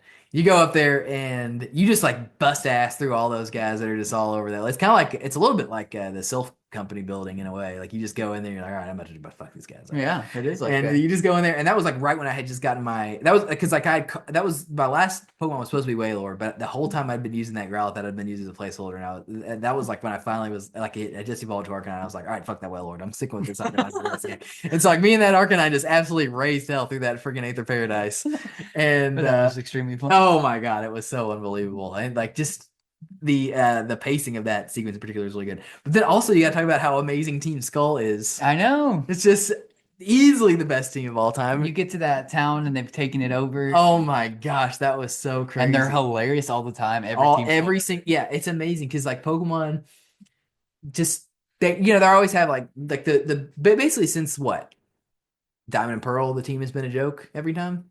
Yeah, but like, and all those are just like a joke, but they're not really. It's not like a funny joke. Like they're just like like thinking about Team Flare for instance. Like they just suck. Yeah, right. And it's just, it's not like a problem for the game necessarily. It's just like there's not really anything that you really take seriously or anything. Mm-hmm. But Team Skull, they are so consistently hilarious. Yeah. Every single scene where they show up and they have that ridiculous music that comes in, it's just so awesome. It's shocking how good Team Skull is, and then like that leader had like some depth to him, Yeah, like he was really kind of a pathetic guy in a way, but like he had like gotten this other team of all these losers together, and they were trying to convince everybody else they were badasses, but no one took them seriously at all. Yeah. Like the first time they show up, they're like trying to shake you down with that person. I think it might be the person that runs the school or something, but you're like talking to somebody on the docks, and like Team Skull shows up, and they're like, "We're about to rob your asses." Yeah, and like it's like they're just like keep talking. I think the music even cuts out for a second while they're like, "Well, we're back to talking." Like they haven't even acknowledged their presence. Yeah, I think that's after the first gym. Yeah, well, except for it's not a gym, but yeah, exactly. Yeah, it's like the first. It's like a trial. Person. That's trial person. That's right. Yeah, there's so much of that stuff, and then like the end as well. Like after you finally finish it, there's like this whole epilogue with Lily where you like go and catch the Tapu Koko. Yeah, and you go back to where you were at the beginning of the game. It's just like so unbelievable. And then she leaves and goes to Kanto at the end. It's just like a bittersweet ending. Yeah, it's wow, like it is amazing how good that story was. And some of the best music too. Yeah, oh man, so good. So much good route music, and then also just the music in that first town where you get your Pokemon, and like that little where that fat guy is the elder or whatever. man, it's just like crazy good. And then like they have like and a kind of an Octopath Traveler too has done this since. But Sun and Moon really did first was like they had different like the music changed whether it was day or night, and it was like a significant change. It wasn't like that would probably changed a little bit, but for Sun and Moon it was like a significant instrumental change in each of the songs, whether it was day or night. And you were playing on Moon, so a lot of yours was at night. Yeah. And so like that was really awesome for you because it's like a lot of the night stuff is even better. It's like, holy crap. And then the way, like I mentioned it earlier, but the way that they build up the legendary Pokemon, that's like a twist about what's the legendary Pokemon. I know, Nebby. They build it up for the whole time. Like it's just like this little nuisance Pokemon you keep having to save or whatever, and then like it ends up it's the most legendary Pokemon in the thing. Yeah. And the fact that he actually lives up to it, no matter which one you choose, it's just like so freaking awesome. Yeah, he's both of them are awesome. Yeah. They're some of my favorite legendaries they've come out with. Yeah, 100%. It's just I don't like in terms of games that do not get the respect they deserve. I think Sun and Moon, it might be the top of my list. I know everyone complains about the text bubbles and how much because they're giving dialogue there is. Story, right? And then what did they do? They took those lessons to heart and went to Sword and Shield and created just a utter no story crap whatsoever. I know, back to X and Y quality. I know, it sucks. But I mean, because we were like, I was kind of like before Final Fantasy, I was like, turn-based is for Pokemon, and if it's not Pokemon, get the fuck out of my face. I'm not playing your turn-based crap. Okay. But when Final Fantasy VII came out, or when we were playing that changed everything. Yeah, and so turn-based was king. Yeah, then it was king. And so then after us playing 7, I was like, well, what I want now is a Pokemon game that has a story as good as Final Fantasy VII. And then you got it. I was basically, I mean, it's not as good. But and like also they were actually trying. And then whenever I was fusing with that Ultra Beast, I was like, oh my god, this is literally what I asked for. Exactly. And then even like I even found some similarities with the Z moves. They were kind of like limit breaks. People don't like Z moves, but they're so fun. Yeah, I thought they were really fun as well. And they're hilarious. Yeah, like the guy when that guy got smashed by that Magikarp. Supersonic Strike. Magikarp. Yeah. Like the Z, and the fact that any Pokemon could do it as well, I think was really cool. Because with Mega Evolutions, people like hold up as like the coolest gimmick or whatever. But that was like a very small number of Pokemon that could even do that, especially in just X and Y. Yeah. It's like a lot of times they ended up being Pokemon that I didn't want to use. So, but no matter what Pokemon you use, they can do some ridiculous Z move once per battle. Yep. And it'll look like some Dragon Ball. And like, yeah, it sure does. And like in Sword and Shield, like I thought the giant thing was kind of cool, but like, you only did it in like the gyms and that was it. It really does. It's really not that cool to me. And I'm not a big fan of soccer, that sport really at all. So yeah, exactly. I just do not care about that game. I care less about it. Yeah, exactly. And that was honestly, I think that's kind of what killed because I've never really gotten into a new Pokemon game since Sword and Shield. And I think part of that was because coming off of Sun and Moon, I was so high on the series. Yeah. Because I just thought it was just so unbelievable what they accomplished with Sun and Moon. And then for them to go back to just Sword and Shield to where it's just like a very poor story. Well, hey, they're just listening to the fans. They give them what they wanted. Yeah, that's true. No memorable characters. And then that was also during the whole Dexit thing, and they had that crap about the high quality animations and very frustrating. Yeah, it's just I just never really. That's just kind of the end of my interest in the series after that. Yeah, I mean, maybe I'll go back and play some of those new ones someday, but Sun and Moon will always be the GOAT, probably. I think so. Yeah, and it's a shame that it just doesn't get the respect it deserves. Yeah, even from we could not be more predisposed to be with the majority of people on this because we played it from the beginning. Yeah, we are old school fans. We should want to do is hate the new stuff exactly. That they try to do. And I kind of do, but not Sun and Moon. Sun and Moon was the exception. Yep, Sun and Moon they got it right. Yeah, never went back. Yep. But here it's getting the respect it deserves on ControlledBurnes, so you heard it here first. Number 6 on Brandon's list. This is a longer stretch than I expected. No Final Fantasy, still not Final Fantasy. Number 6 is The Last of Us Part 2. Oh, that's another controversial decision. Yeah, not really. I don't think it's as controversial today as it used to be. Yeah, but like when it came out, it was pretty controversial. Oh, extremely. If you even go back to the Game Awards, they won Game of the Year. Which is a video that I go back to a lot because that was when they do. Game Awards is not like a kind of a joke show in a lot of ways, but the thing that it does right, it absolutely nails it every single year. Is they got that orchestra to do the montage of music before they announce the award. And in 2020, that was another year for me where it's just like one of the. I might even like that year more than 2010. I think it's my number 1 favorite year. But part of that is because it was last year before I met Reagan, because I met her in February 2021. And so I just had that was like, and it was like the COVID year. So this is just like peak year for me of just having a lot of time to play some games. And for some reason that year, I just decided that I was just going to stay up on it. Like I was just going to play a lot of the new releases. Part of it is because I was really interested in them because it was like that was the year that Final Fantasy VII Remake came out, obviously. So that was my number one thing that I was interested about. But then also Ghost of Tsushima came out that year, and I was really excited about that. Let me look at since I have it pulled up here anyway. Look at my 2020. So I finished 15 games that year, which is pretty crazy. And like, at the bottom, they're not that great. Like Blood Roots was not a good game that I played that year. That's also, but honestly, 14 and up, there's like stuff to like. So like 14 for me was Fall Guys, which I actually did enjoy that quite a bit. It's so shockingly fun. I mean, you know how ridiculous some of that stuff, like the frog jumping is in 7 Rebirth, and it's just like that, but with 60 real people trying to go through that crap at the same time. It's pretty fun. 13, I have that Animal Crossing game that came out. Yeah, but I liked 12. I have this is kind of a ridiculous one, but kind of a more recent pick. But 12, I have Jackbox Party Pack 7, which is my favorite. I think it's my second favorite Jackbox Party Pack. Shocking. But that's up there. 11, Wingspan, which I've been playing recently. But listen to this top 10. Number 10, it barely cracks the list, is Spider-Man Miles Morales. Oh, wow. Number 9, I have Ori and the Will of the Wisps, which came out that year. 8, I have Star Wars Squadrons, that was like one of the last games I played before. But the PS5 actually came out. It was like one of the last games I played on my PS4. That was a lot of fun. 7 was Ghost of Tsushima. 6, Astro's Playroom, which came with everybody's PS5. That was so freaking awesome. 5 was Spiritfarer. You know how much I played that game when I I came sure out. do. 4 was Hades, which is just an absolute freaking. We're just like in masterpiece territory. This one, that game is just incredible. 3, I have 7 Remake. 2, I have To the Moon, which technically that came out in 2011, but I would never have played that version because I wouldn't have known about it. But the remastered version that's on the Switch came out, and it's still exclusive to the Switch. You can play it on the PS5, but it's not the remastered version that's on the Switch. And the only reason I played it was because Ben Reeves from Game Informer reviewed it. He gave it like an 8.25, but like he talked about it, and like I remember I was reading it, and I was like, "Holy crap, this sounds amazing!" And then I watched the trailer that they had embedded in the story because I was just reading it on the internet, and I watched that trailer and I was like, well, this just looks like it could be the greatest thing ever. And so then I played that and I was like, holy crap, I cannot believe how amazing this game is. That's another game everybody should play, kind of like Heavy Rain. So that's my number 2. And then number 1 last was Part 2. Yeah. So that year for me was just absolutely nuts. I think it's my favorite year. But they did like that montage of all the games that got nominated. I played like all of them. And so like then last was Part 2 wins. But if you go back and look at that video, just to bring it up, go back and look at that video on YouTube. It's got like a lot of dislikes because last was Part 2 wins. It's crazy because it was just a hated game at that time. I mean, I guess if you hate, spoiler alert, I guess if you hate Joel, Joel dying for that. Yeah, well, I think part of the problem, there's a lot of now. I'm just gonna go and tell you right now.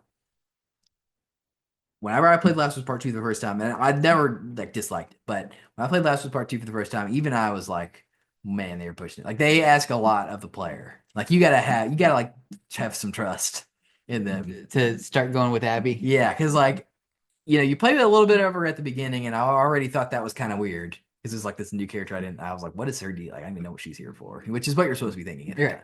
But like it's like I'm here for Ellie and Joel, and like what is this crap?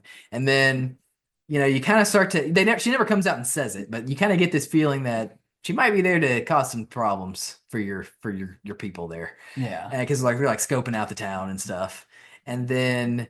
But it doesn't matter because like a bunch of infected attack and like ends up like Joel and Tommy help her get to a safe place or whatever.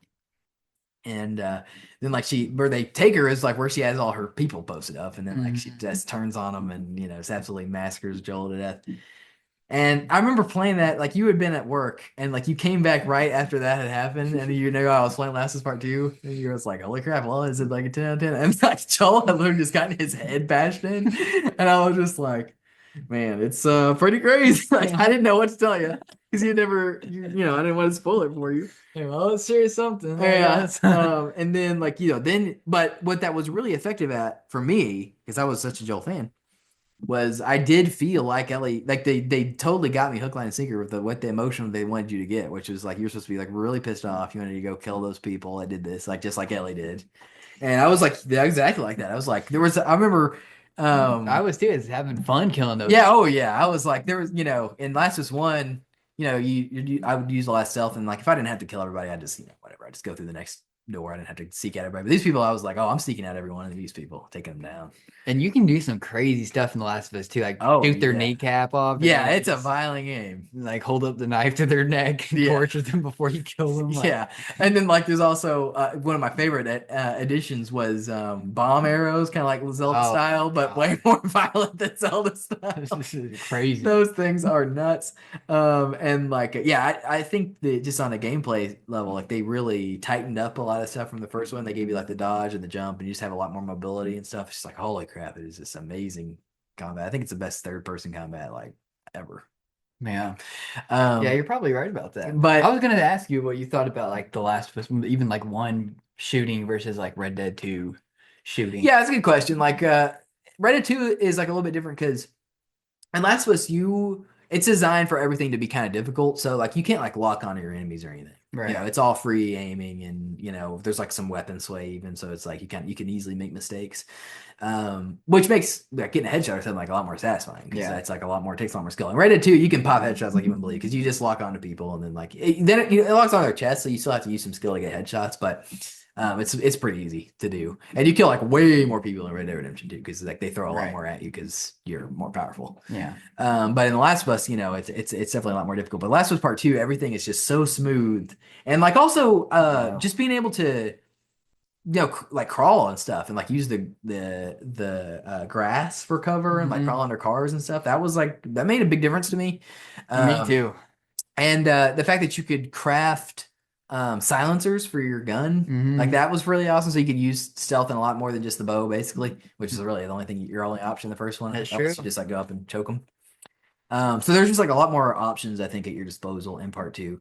But I remember I was playing through that first 3 days with Ellie, and I was really enjoying the combat, and I was like enjoying killing all those fuckers. But by the time I got to like day 3, I was like, I really am enjoying this game, but I don't know if it's as good as the first one. And then, at the end of day 3, they do the thing where it switches back to Abby and you're back to day 1. And I remember my early reaction to that was like, man, I do not know about this decision. They might have made a mistake here. Yeah. But pretty quickly through her sequence, I was like, oh no, this is genius. Yeah. And then like pretty much by day 2, I would say where it really turned for me was like she meets Lev and her sister, and like they save her because like she's about to get killed by those Seraphites or whatever. Yeah. She gets caught by him, and, Right, and yeah. then like they like help her out when she's getting hanged. And then there's like an amazing sequence where there's like complete blackness around you, and you gotta like fight all those guys off. You don't know where they're. But I do remember that. and that it's like part. lit by fire. And then like she puts them in the, they smash the shit out of that girl's arm, and like she like kind of tries to help her out as best she can, like puts her in that house, and like she's like, you guys just stay here and hunker down or whatever. And she goes back to her base or whatever. And then it's like she dreams that night. She just like can't get them out of her head. Yeah, she's like, I gotta go. She's like, damn, I gotta go back and see if those kids are okay, and they're not. That girl's not getting better. And so then she just is like, well, I guess I gotta like get them some like medical attention. She takes her to that girl who she doesn't even like, who is like the doctor that she knows, and she's like, well, you're gonna have to like, I need like a lot. I gotta like amputate this, so I need like a lot of equipment. You gotta go to the hospital. And she's like, and at this point, she's like completely gone rogue from her group. Yeah. They're like looking for her, and she's like in trouble. Because the real reason she left was because she wanted to go find Owen because he's like gone missing. Right. And then she like gets on this whole tangent with these kids, and so she's like, all right, well, I guess I gotta Lev, let's go. I gotta go get this stuff. And so she has to go through an insane amount of work to do that. That's where you get that freakish thing in the dungeon of the hospital. That was horrifying. Yeah, it is. And the thing about that that's so genius is it's gonna be bad. Yeah. Because like you go in there and it's just like carnage in there.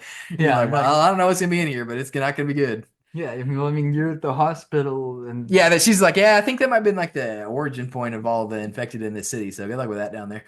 it's probably the origin point of every infected in every city. It's like So the you know it's grapevine gonna be almost. bad. Yeah. Oh my god, it's gonna be bad, and it is. And that one like crawls out of it. Yeah, you had to fight 2 of them. It keeps like sneaking around Yeah. after you. Holy crap, that is an amazing sequence. Anyway, she goes through all that work, gets her arm amputated and everything. And then like at that point, she's just like so attached to the kids, like Joel and Ellie style. And so like she's just gotta then like Lev runs away because like their mom is freaking out or whatever, and like her force is about to get attacked. There's like this war going on between those two Dude, that factions, war is awesome. like Halo style with those two factions going to war. And then you got to go into there and like you deal with all that, and you're like at that point you had to fight both sides. Yeah. And again, Halo style, two betrayal style.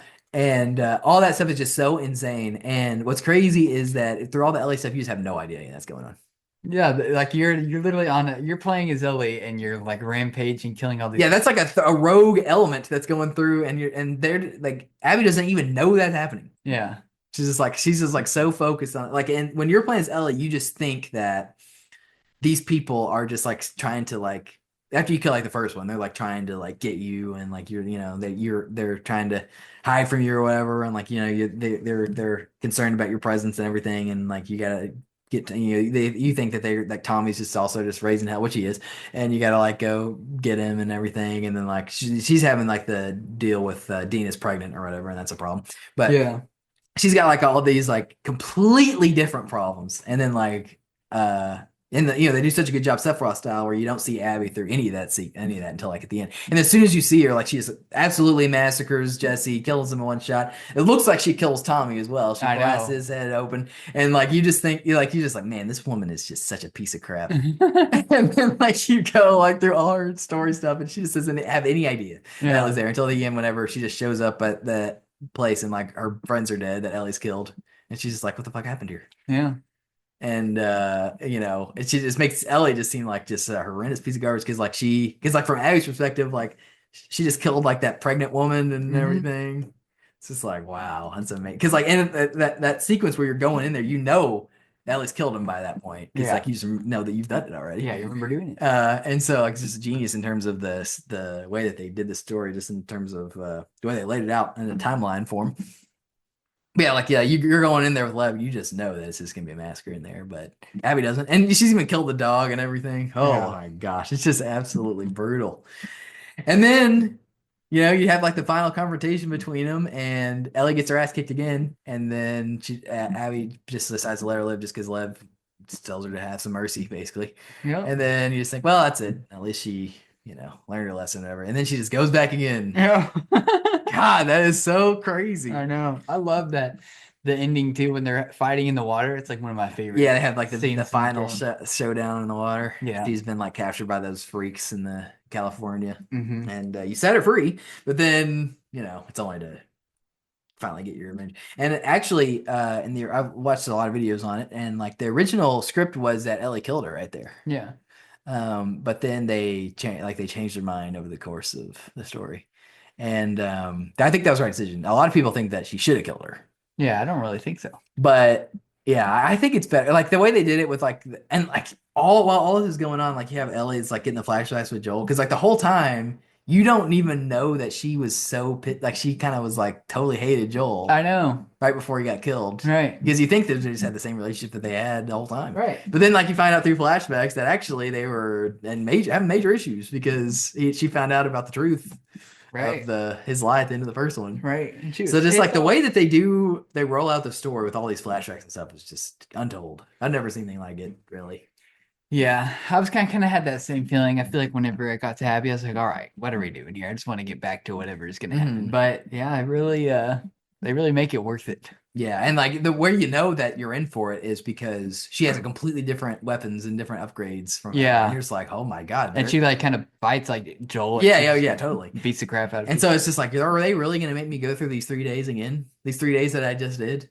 And the answer is yes. But it's so interesting because it's just the exact opposite. Like what she's focused on is completely different. Has no idea that Ellie's even there. The first inkling that she gets is on day 3. She gets in that situation where Tommy snipes her friend. Yeah. And she's just like, uh-oh, I gotta like deal with this guy. And then she like knocks him in the water at the end. Like there's like this huge, very tense sequence where you're trying to chase Tommy and he can easily kill you. Yeah. And then like you finally like kind of knock him into the water, and then like Lev is like, who the hell is that? And Abby's like, doesn't matter. Let's get back to what we were working on, Yeah. Crazy. Man, it's just like so unbelievably good. Just the different perspective, the way they do perspective, where you build her up in your mind to be this one thing, and then you find out that she just doesn't even give a crap about it. Like after she goes back and kills Joel, like Ellie and all them is just a complete afterthought to her. Yeah, because it really didn't stop any of her suffering. The only thing that did was love, and Right. so She has her own Joel her whole arc. killing Joel, she's basically forgot about that because that was a waste of time, basically. Yeah, her exactly. Doing that. Yeah. She realizes that. Yeah. And it makes like all those people that she did it with, like not like that girl, like the doctor or whatever. She like just kind of hates her after that. Yeah. Just thinks she's kind of a monster. Yeah. Bash that guy's head in. Yeah. It's a monstrous thing to do. Yeah, it was. Yeah, they just man, it's just what they did with that character is so unbelievable. She has her own flashbacks, but I think, and a lot of them are very good. But the flashback that she does, where you find out that her dad was a doctor, and like I've heard Neil Druckmann talk about that as well, because like at first they were gonna have her be somebody that you wouldn't know, like Joel, because they tell you in Last was One that Joel was like he'd killed done some bad things in his past. So you'd think it'd just be someone from his past. Yeah. But then because he was like the reason we got to do it that way is because there's no one that you kill in Last was One that where you just have to kill them. And then like somebody was like, what about the doctor? Like you have to kill the doctor. And he was like, well, because like you don't have to kill all the doctors, but you have to kill that one. You do have to kill the first one. Who sticks the scissors out at you. Exactly. And so he was like, we got it. Yeah, that's it. That's it. We got it. And so like the flashback, like the way they reveal that is so smart because like it's a flashback. You don't know. It doesn't tell you where they are. And you're just like going around this area with your dad. You're like, whatever, this is Abby. I don't hate this woman. But then like he's like the first hint that you get is like there's a zebra that's stuck in that fence, and they're like freeing him from the fence. If you are really thinking about it, you would know. You might be able to get it from there because the giraffes are out. Like basically that whole town. They're in that city where city where like the animals in the zoo got out and stuff. Yeah. It's like that city has all the exotic animals. Yeah. But I didn't make that connection. Yeah, I didn't either. But then like during that scene, like the camera pans up and you see the hospital, and it's like that's whenever I got it. I was like, oh my gosh, these people are fireflies. And they even brought Marlene back for that one scene. Yeah, that was so crazy. Yeah. And then like she has like finds her dad killed and everything. It's like this big thing. But one of the funny things about that too is when Brett played that game, because I was with him when he played Last was One, and this is before Last was Part 2 came out, so I didn't know how ridiculous it was either. But not only did Brett kill that doctor, he burned his ass alive. Torched him. He walked in that room, barbecued him. He walked in that room like I was holding out that knife. He just burned him alive. Man, no wonder Abby was pissed out. And that timeline, Abby was justified. Yeah. God, that is crazy. I remember when I did that sequence the first time. I was just like, because you've been to kill a lot of people to get to that point, so I wasn't even thinking. I just like went in that room, shot him with a pistol, shot the other person, and then like the last doctor was just like cowering in fear at that point, calling me a monster. And I was like, oh well, maybe I didn't need to kill those people. And so then I just didn't kill her and just like took Ellie and got out of there. But not him. He burned them alive, all three of them. That is crazy. He was furious. But anyway, yeah, Last was Part 2. It's a masterpiece. Yeah. Not the greatest games ever made. I think it's the highest game on your list that's not a Final Fantasy game. Oh, that's great news. So here we go, the top 5, all Final Fantasies, and we're starting with number 5. Final Fantasy VI. Oh man, number 5? What a disgrace. A disgrace. I think this was, what was this, the second one that you played? The second Final Fantasy I ever played in my life on my Vita. But technically you watched it before you played it, didn't you? Oh yeah. Yeah, I did. Yeah, which is kind of interesting. But yeah, it's pretty crazy to go back to this one after, because 7 was our introduction, and then what did you chose 6 just because everybody said it was the best, basically? Yeah, that's literally why. Well, the reason that we even played 7 in the first place, which we'll get to later, is that in the top 200, it was high on the list, and I wanted to play a game that reminded me of Kingdom Hearts, and so it was made by the same people. And but and I wanted to play 7 because I knew Cloud, but I didn't know anyone in 6. That's why I didn't want to. Well, we also knew Yuffie and stuff. Like we knew and Sid. Yeah, there's multiple reasons to want. Yeah, it was the one that with the most characters that we knew. And Aerith even. Yeah. And so when I wanted to. We didn't know anybody from 6. Yeah, just no one. But it was so much higher on the list. Well, we did actually. We just didn't know that Setzer was in it. That's right. Yeah. That's exactly right.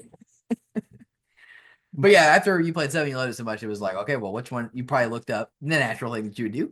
It's like, well, what's the best Final Fantasy game? I think you were looking at a lot of lists at that time, and everyone was saying 6. Looked up that's why you looked at that Cat Eggers video. That's right. There it is. Anyway, yeah. So you chose Final Fantasy VI because that was one that everybody played, and what did you think? Sure thought it was freaking awesome. That's Well, for sure. at the time you said it was number one, Yeah. even above 7, Yeah, because that's what everybody said. that might still be. Well, apparently not, because here it is at number 5. Well, 7 has other contributing factors that 6 doesn't get to benefit from. Mm. But man, sure love everything about 6. That's Yeah. for sure. Every time I go back and play it, I'm like, man, this game's just freaking amazing. Yeah, Every- the final kind of sprite-based classic Final Fantasy. I know. I can't believe that there even is a sprite game that's so good. Yeah, well, it came out the same year I was born, which is kind of interesting. So I kind of feel like a little bit of a bond to it in that way, because you didn't have a Final Fantasy game come out. That's true. 7 is close, but not quite. Yeah, 7 and Tactics as well. Yeah. If that would they were a little bit slower back then. Yeah. It had Tactics. Yeah, it's true. It's insane they came out the same year, but yeah, I there was a second one I played as well. Because you had played it already, and then we decided, because I got the SNES Classic, and 6, honestly, the fact that Final Fantasy 6 was on there was a big part of the reason that I wanted the SNES Classic, because one of the things about Final Fantasy 6 you got to understand, back then, it was not a particularly easy game to play. It was a very difficult game to play. The only way you could play it easily is either, well, I mean, to be honest, the best way to probably play it was probably like the Wii and the Wii U yeah. shop, because that was like the genuine SNES emulated version, Right. transferred over. And then there's obviously the Game Boy Advance, which cost hundreds of dollars. But I think by the time we were interested in 6, I don't even think the Wii shop existed anymore. Oh, you think so? Yeah, I don't think that you could even like do that. I don't know when that closed, but So yeah, I think I would have. I think if like obviously we were interested in Final Fantasy, but I think I probably would have done that if it would have still been available. yeah, probably would have been a good move. Yeah. But then there's the GBA version's got hundreds of dollars. It's its own Right. problem. And it also didn't have like the sound chips, and the GBA's not as good as That's true. SNES. But it has better translation. Yeah, which we didn't know was a problem, but it is. That's It That's a significant benefit.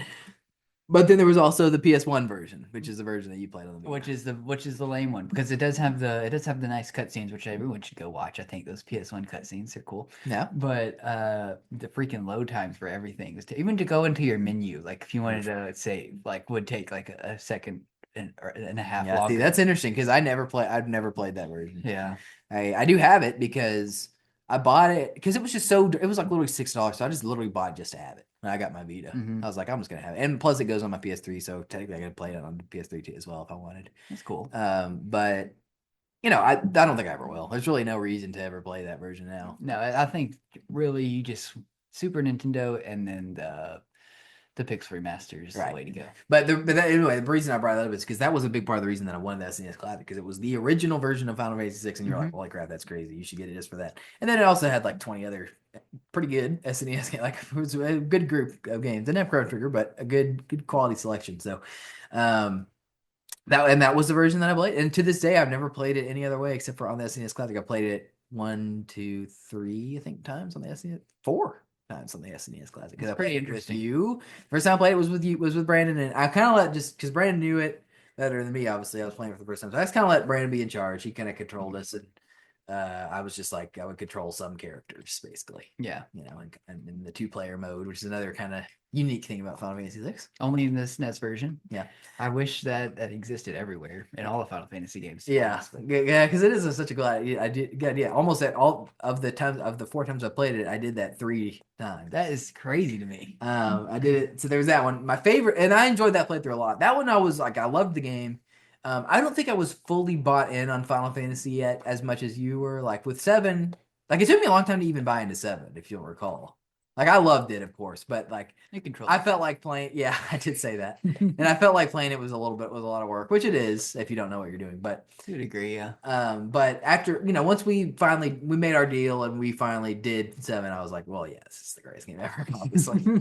And then with 6, I was like, I liked it, but I still kind of felt, a lot of random encounters. There's some pain in the ass enemies that you had to deal with, some pain in the ass bosses at times. And I was like, it's good, but I don't know if it's like a masterpiece necessarily. And then by the time you get to the end with like the credits and stuff, I was like, all right, yeah, it's that's the thing. It's like old Final Fantasy games had good ass endings. Yeah, they did. Not popular for video games, right? Like even 4's we didn't talk about that. 4's ending is amazing. I love 4's. Oh yeah, with the credits. Yeah, it is. It's great. It is really good.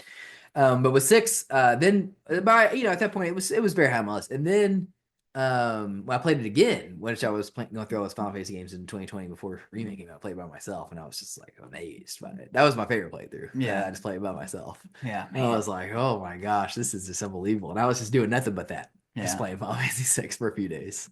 I love that game. That was an amazing experience. And then I played it with Brett, and I liked that experience a lot too. That was also really fun. But for Brett in particular, he was just like, he'd never played it before, so he Yeah. was just kind of having that experience that I had with you, where he was just like, wow, this is just amazing. Yeah, I think it really just blew my mind to play that one after 7. I feel like, and for it to be older than 7 by 3 years, and to still be like, oh my God, this is like just as good as like this is just the best game, just like 7 is. Yeah. Like nothing else even comes close to these two. Yeah. So And also like I was like, man, Final Fantasy is just on top of the world. yeah, that's true. It's kind of the game that cemented Final Yeah, I Fantasy. was like, as, well, if your it's got top- 7 and 6, and both of these are freaking Yeah. awesome, like, geez. It's just kind of the best series of. Yeah. And then I played with Reagan as well. She controlled some of the simple characters. Right. Yeah. Like your Shadow, your Edgar.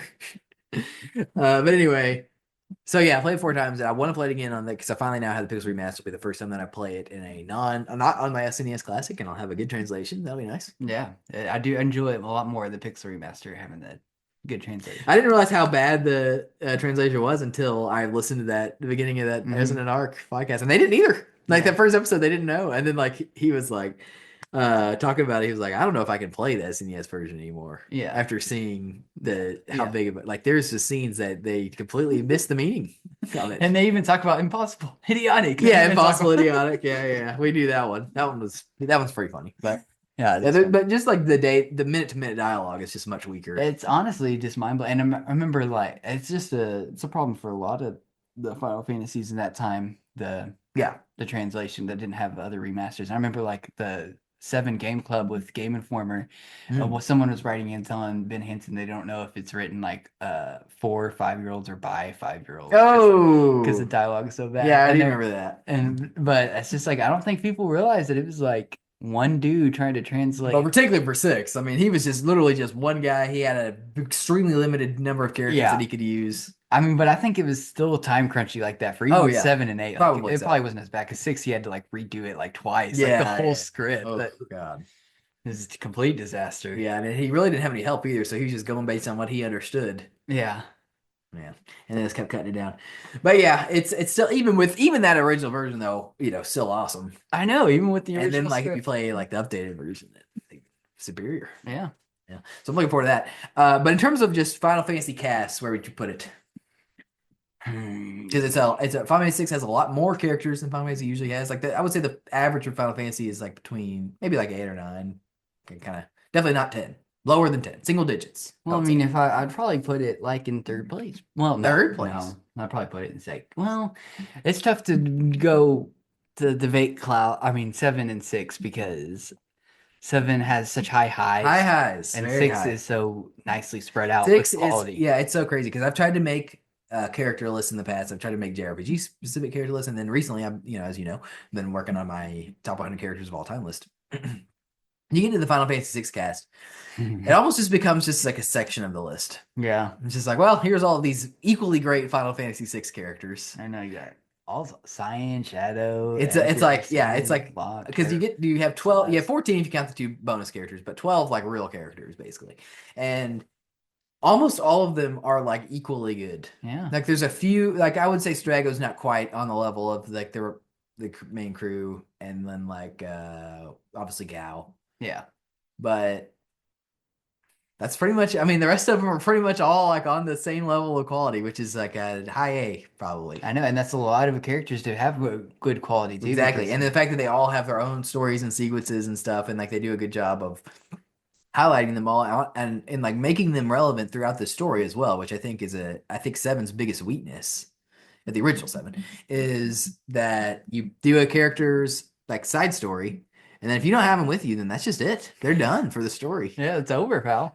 And because it's highly dependent on who you have with you for what happens in these scenes. Yeah. And 6 just did not really have that problem. And Neither did 4. Obviously, you couldn't even like really switch your party in 4. It's really kind of a 7 exclusive problem. I guess you could argue 8, but those characters Yeah, not really not really matter that much. it's true. But yeah, so for me, I would put the cast of Final Fantasy 6. I think I would put it in single place. It's tough. Yeah, they don't have the highs of 7. It's true, but the unbelievable quality because of the consistency of the quality with so many characters. I know, is because I mean, like 7 doesn't even unprecedented. does 7 even have 8 party members? I think it has 9 technically if you Okay. count Yuffie and Vincent. So they wouldn't have like 8 complete bangers like that, Right. For OGF of 7, there weren't that many good ones. Exactly. And then what do you think about for the combat and like the turn-based combat of 6 versus the others? Where would you put it? Tough, because I mean they're all pretty similar. Man, it is really tough for me because I think I like 7s more than most people. Really? Yeah, I think I like 7s more. Material system. Yeah, just because of how freaking out there you can get. Yeah, that's true. And the more You love the combos. the more I play that game, 7 never gets old for me. Yeah, I agree. So maybe 7, number 1. Maybe 7. I mean, 6 is definitely second place in my opinion. Okay. It's the only thing even close. To 7 is Yeah. When it comes to turn-based combat, I think that's how I would do it. And then I'd probably do 9 after that. Okay. Yeah, I think 6 is my favorite. I kind of agree with Joe Juba. Like I hear what you're saying with materia, but I just really like that 6 is kind of like a better balance where it sort of has a materia system in a way with Espers. Yeah. But then they all have their own unique thing that you could do. And I think I think maybe I have used those more than you because you kind of, or at least when we play, we kind of just got everybody to use Ultima and then, they didn't really need to use their little abilities. Yeah. But, which, you can't do that. But for me, like when I played, I didn't do any grinding. I was just flying by the seat of my pants at the end. Like I just was like, I had people like the 30s going into the final That dungeon. is rough. And I still was successful, but like they all had to utilize their abilities, and like I had to be using Cyan doing his like insta-death slice and killing everybody. And I had to be using Sabine with his like maxed out ability move stuff like combos. And I had to use Edgar and his best tools, and I had to use Setzer and his gambling. Gambling in the final battle. Yeah. It's Kefka.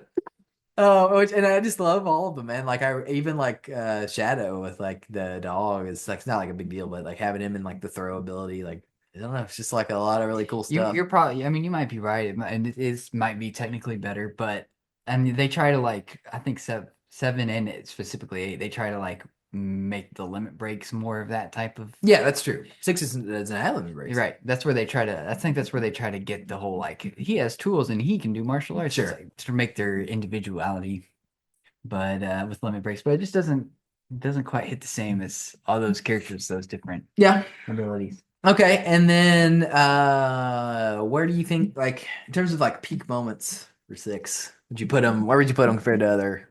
Yeah, like you think it has some of the best in Final Fantasy? Yeah. I mean, it would be near the top. I mean, it's got the Opera House and the End of the World, and I mean the ending. Yeah, the ending. Wow, what a sequence for sure. With the credits. Yeah, one of the all-time great credit sequences. I think like if I was, that's a different list I haven't really made yet. Because that would be really. I really like the point when you make peace with the Emperor. And, oh yeah, so good. Yeah, good stuff. Kefka's in jail over there. Yeah, one of my favorite. Like that would be one of the. I definitely want to do it at some point for the podcast, but like make like a top moments list. But that would be tough because like there's just so many moments in so many games. That'd be really hard. Yeah. But I think there's a possibility that the End of the World might be my number 1. I know, it's just up there. I mean, even before like the world's destroyed, like when you're having that when you're like Kefka's like turning and then like Shadow has to like try to stop him. Mm-hmm, yeah. Just like everything from there to like the Celeste getting that boat is like so good. Yeah, and it's really interesting because it's not like it's a moment that I always knew was gonna happen because it's just like nobody protected that twist. No one protects it like it's like they're at death. Like no one really truly no one protects that. Yeah. That's the most unprotected, but it's up there. It's like next. Yeah, like unprotected twists. People just throw it out there. Oh yeah, yeah. I think in the top 200 game list they throw it out there.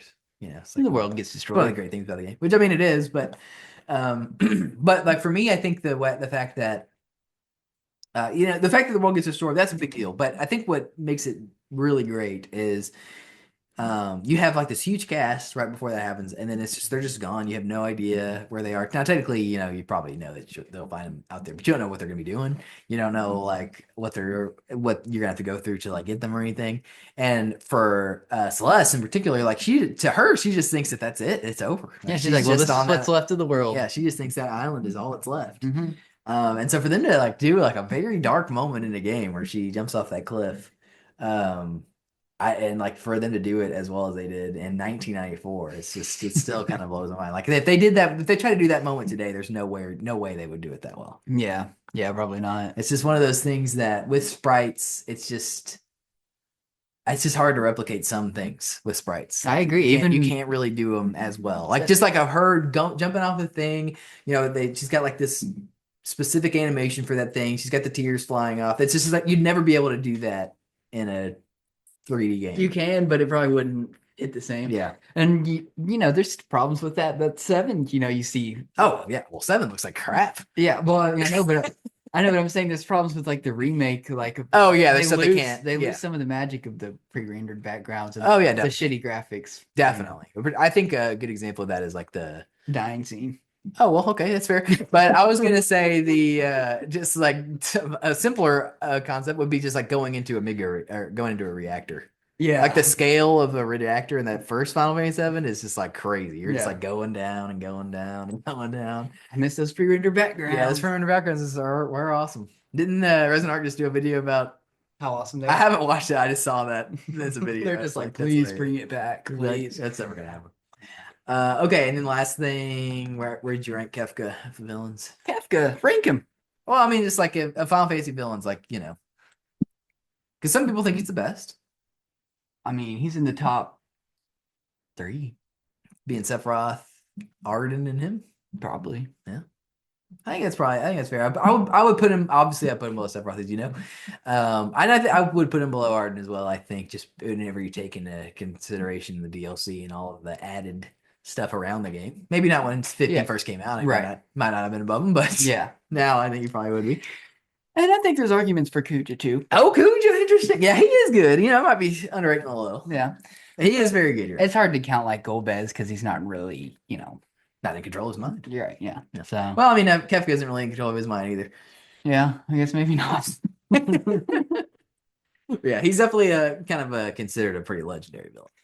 Yeah, he's kind of like, in a way, he was like one of the, I don't know, like, clearly they were going for like a Joker type thing with him, which obviously the Joker existed before him, but he was really kind of one of the first like flashy, I would say, Final Fantasy villains.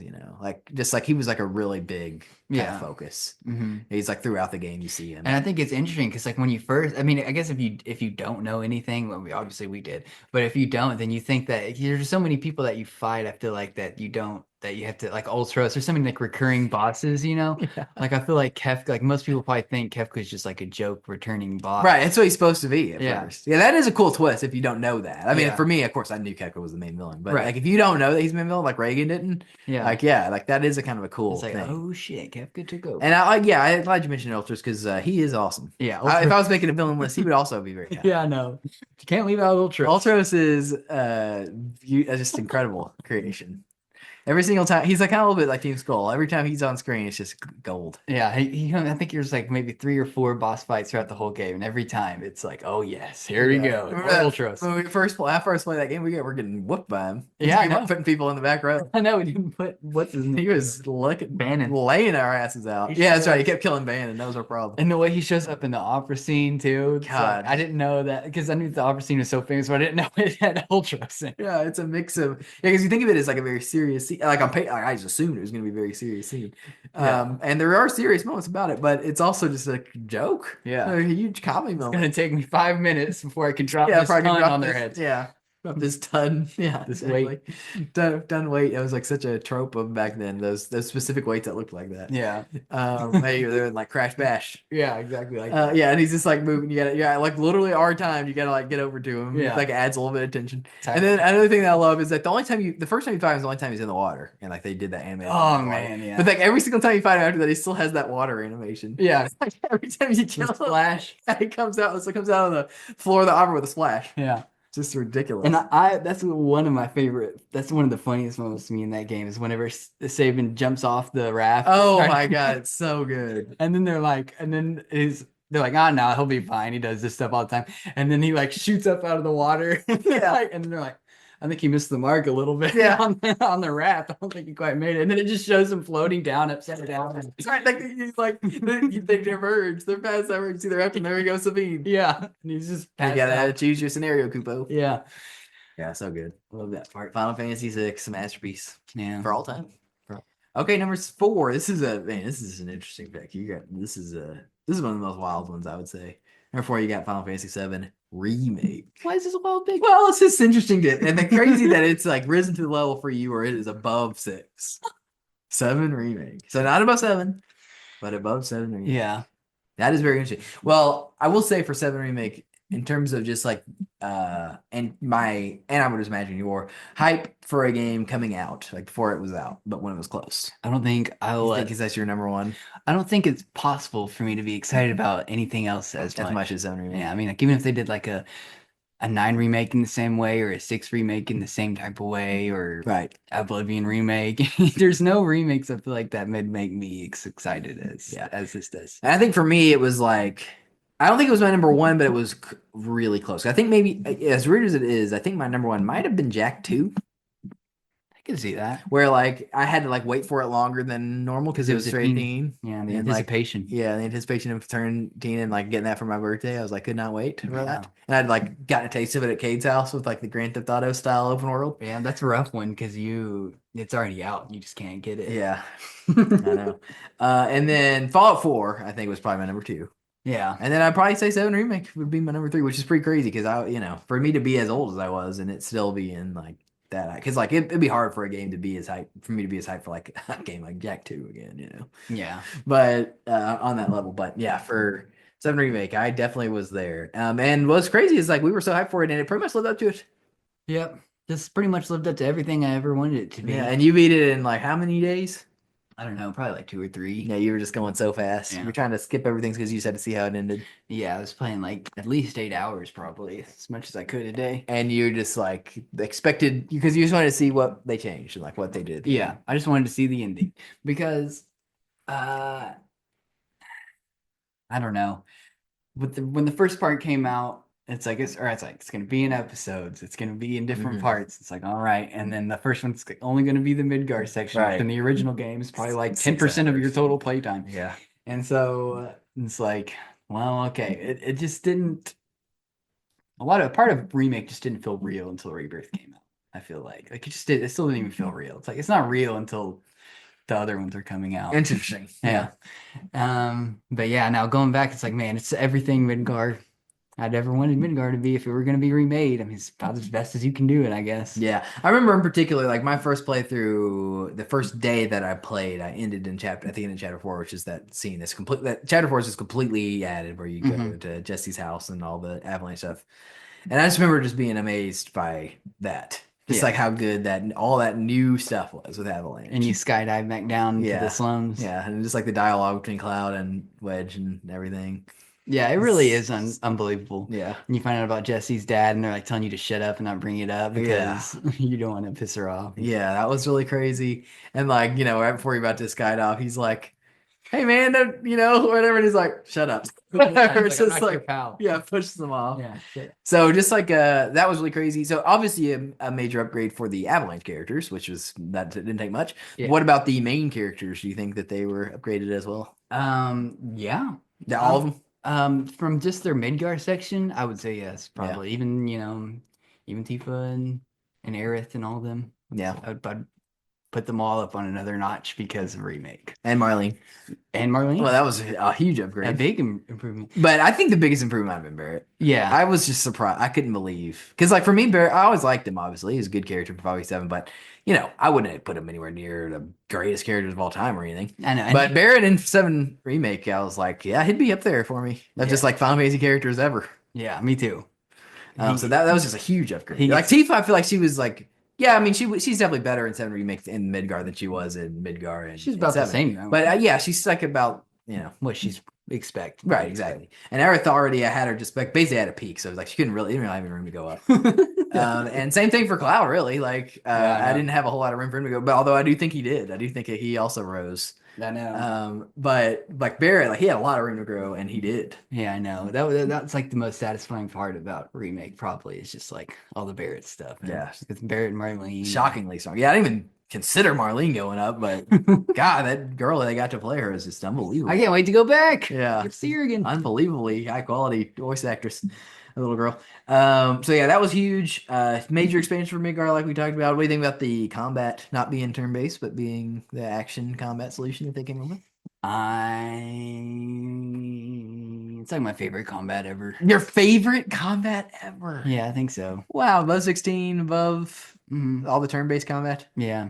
Wow, 7 I think Ben Hansen said the same. Well, this Remake and Rebirth together, I guess. Right. But yeah, well, same. that type of system is my favorite. I don't know. It's not as, you can't go as I mean, it gets pretty out there. I've seen people do some crazy shit, but if you're talking about just playing one-on-one, like if you're playing as Cloud fighting something versus what it feels like to play Clive fighting something, like obviously Clive feels a little bit tighter and there's more, I don't know, you can get more creative, I guess, with like combos because it's so deep with the action side of it in 16.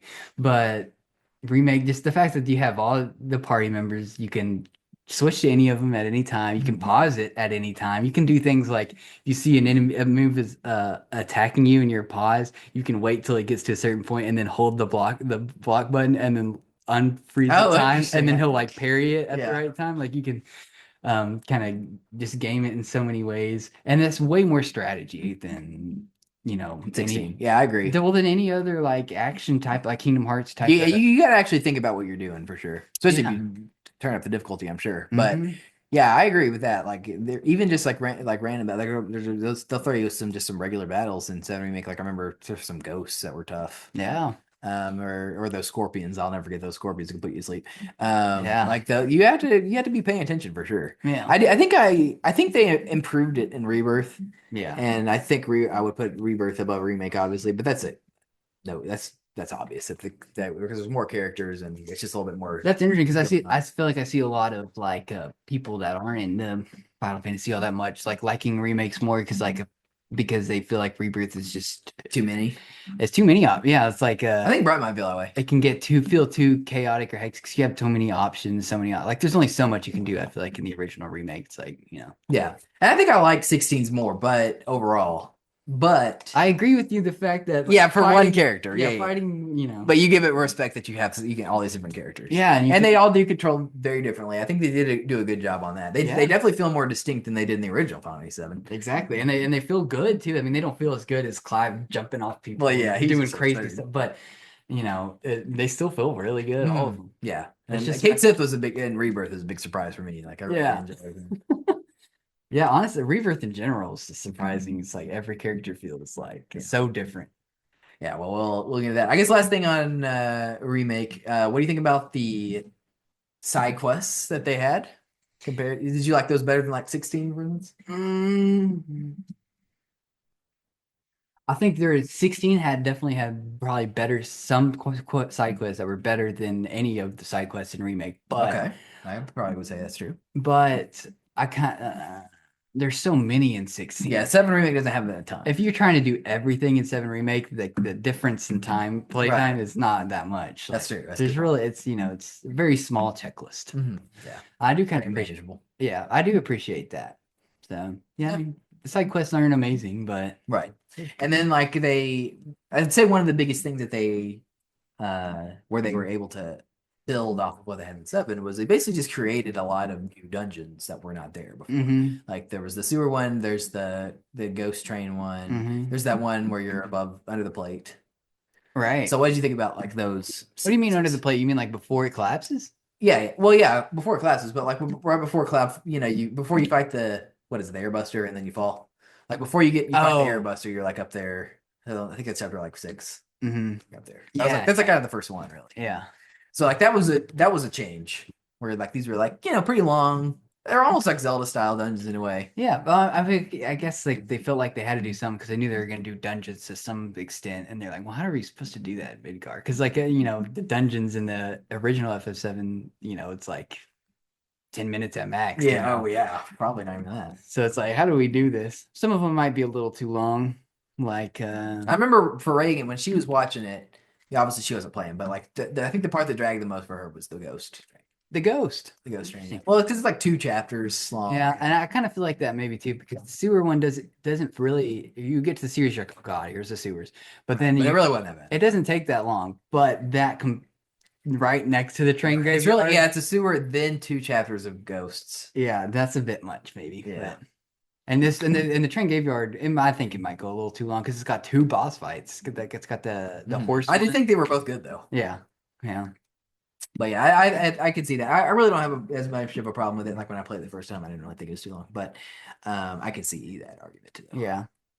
And then there's the ending with different stuff. Yeah, what do you think about all that stuff? Because like I think about like that min-max thing where they were all like loving it. They got to the end, Kyle Hillier was like, I don't know, but a big fan of like the way that it ended. Yeah. But obviously we know he didn't even know Kate Sith was at that time. So Right. he was just like, of course he was confused. But like somebody who knows stuff, Right. you were pretty supportive of it? Yeah, because I was kind of just happy to be confused again. Right. That was a big thing. I wanted to be, I guess I just kind of enjoyed it. I mean, it's like, and it was also like no one knew exactly what they were going to do. I mean, we still don't know exactly what they're doing to a degree. Yeah, right. And I mean, there's stuff that you got to see. But That's true. yeah, I mean,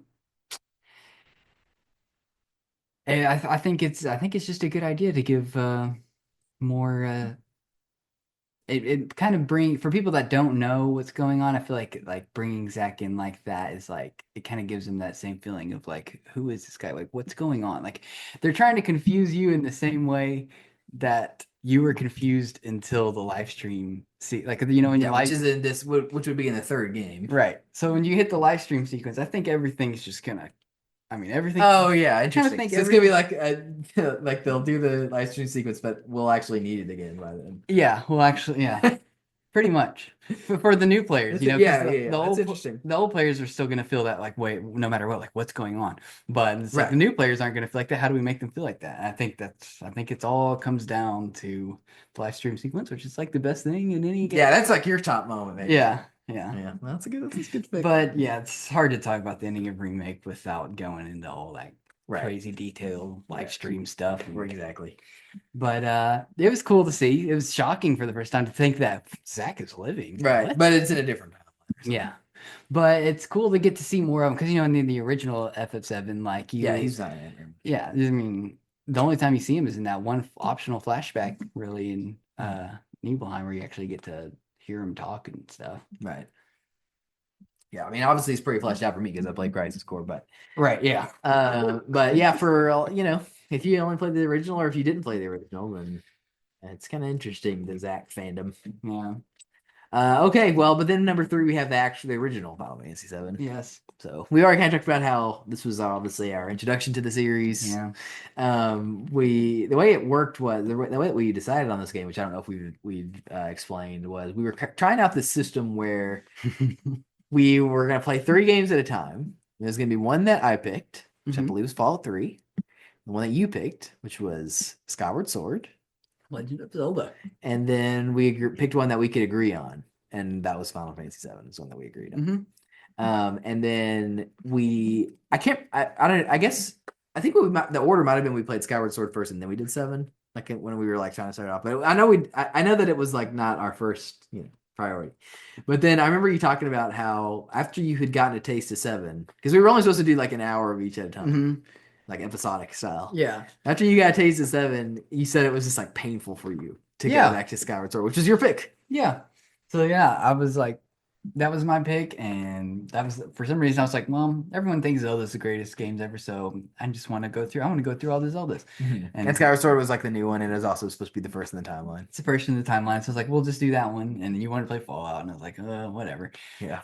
And we only picked 7 because Something you could agree on. yeah, we're interested in the Kingdom Hearts. Why it was so high on the list. Yeah. I was shocked whenever you first booted it up to see how old it was. Oh yeah. I was like, this is this is what Cloud's game's from, and you're like, yeah, and I was like, but this is old. This is ridiculously old. And you're like, it's a PS1 game. And I was like, this came out on the PlayStation 1. Right. And you're like, yeah.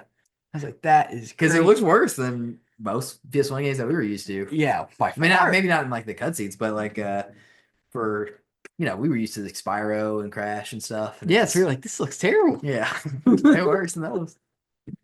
Yeah, pretty soon I just was, I don't know, somewhere like around like well, it's just in that first time we played, because like we didn't get super far in the game, but we got through the first reactor and we got through Tifa's backstory, I think. yeah, and that was like, okay, this is pretty awesome. But then I think definitely by the next time we played, and we like when you fall through the church and you get Yeah. Aerith back to her house, like by that point I was like, I don't really care about any other game. Yeah. It's Just crazy how wanna play fast that is. Just that section Mhm. right there. I was like, I don't really want to play any other game. this. Yeah, exactly. I just want this forever now. yeah. So every time I go back to Skyward, oh, here comes our 2 hours of Skyward Sword. We gotta play. It's like, Yes. oh my god, that is just we'll never make it through it. and we didn't on that playthrough. No. And part of the problem was We probably would have. yeah, well, part of the problem was that we didn't live together at that point, because that was when I was in college, so like we only had the weekends at best. And then The PS3. PS3, my PS3 had an issue, and what was weird about it was I can't remember exactly what the issue was.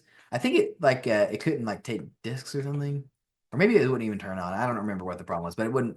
I had to send it in. I think And actually, it was something with the disc. I remember like boxing it up at Pappy's house, and he helped me out, and we shipped it off. And then it came back, or I don't even know if they might have just given me a new one. I'm really not And sure. I remember y'all shipping it off and just being like, well, there goes our 7 Yeah, playthrough. and it was. That's just devastating to It me. was. It was in our seven playthrough. So you ended up playing it by yourself. Yeah. And then you had beaten it before me. And then like you knew how good it was. And then you were just like, what can I do to get Andrew and Brett to play this? Because you knew that we needed to. Yeah. And so you had to make some deals. I had to make some deals. And so for me, it was you had to play. I finally got you to sit through all of Knights of the Republic, which you ended up enjoying. Was that it? Yeah. And you just said, I'll let you make all the choices. So Yeah. you still had a good time. You were Uh-huh. doing some villainy. Yeah, of course. And then for Brett's deal, it was even crazier. Is he made you watch all the Star Wars movies? Yes. Which Okay.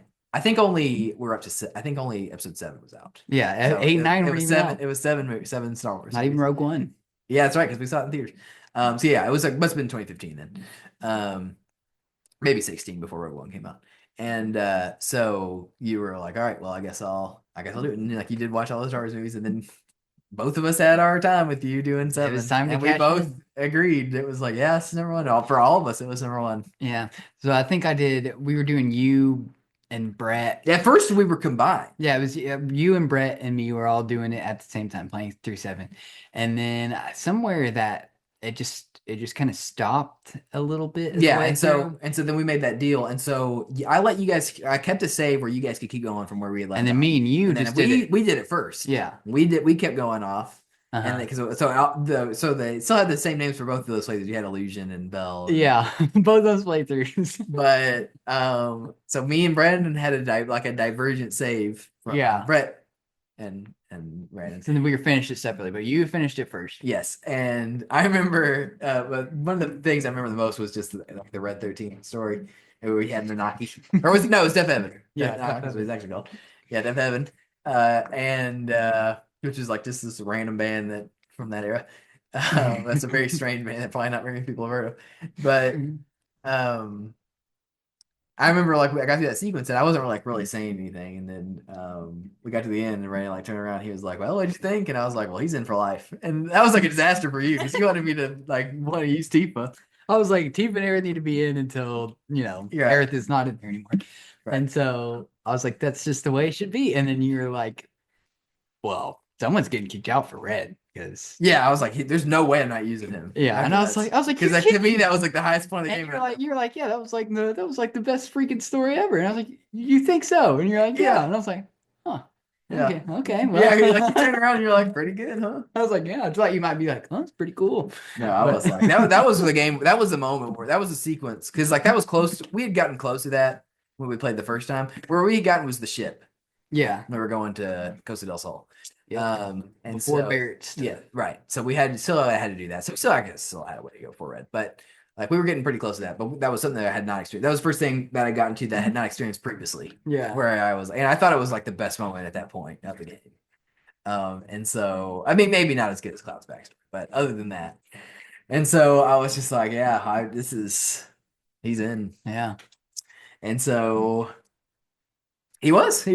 It was him and Aerith until Yeah. she died, and then it was him and what was it, Tifa? I guess. Probably Tifa. We don't know who else you would have picked.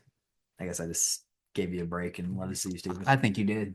I think that's exactly what. No. I'm sure. know She who probably, yeah, she probably would have been my next Could have choice. used Sid, I guess, or Vincent. Maybe probably wouldn't use. Well, there was one playthrough I did by myself where I didn't use Vincent. Yeah, I did too. I've done a Vincent playthrough.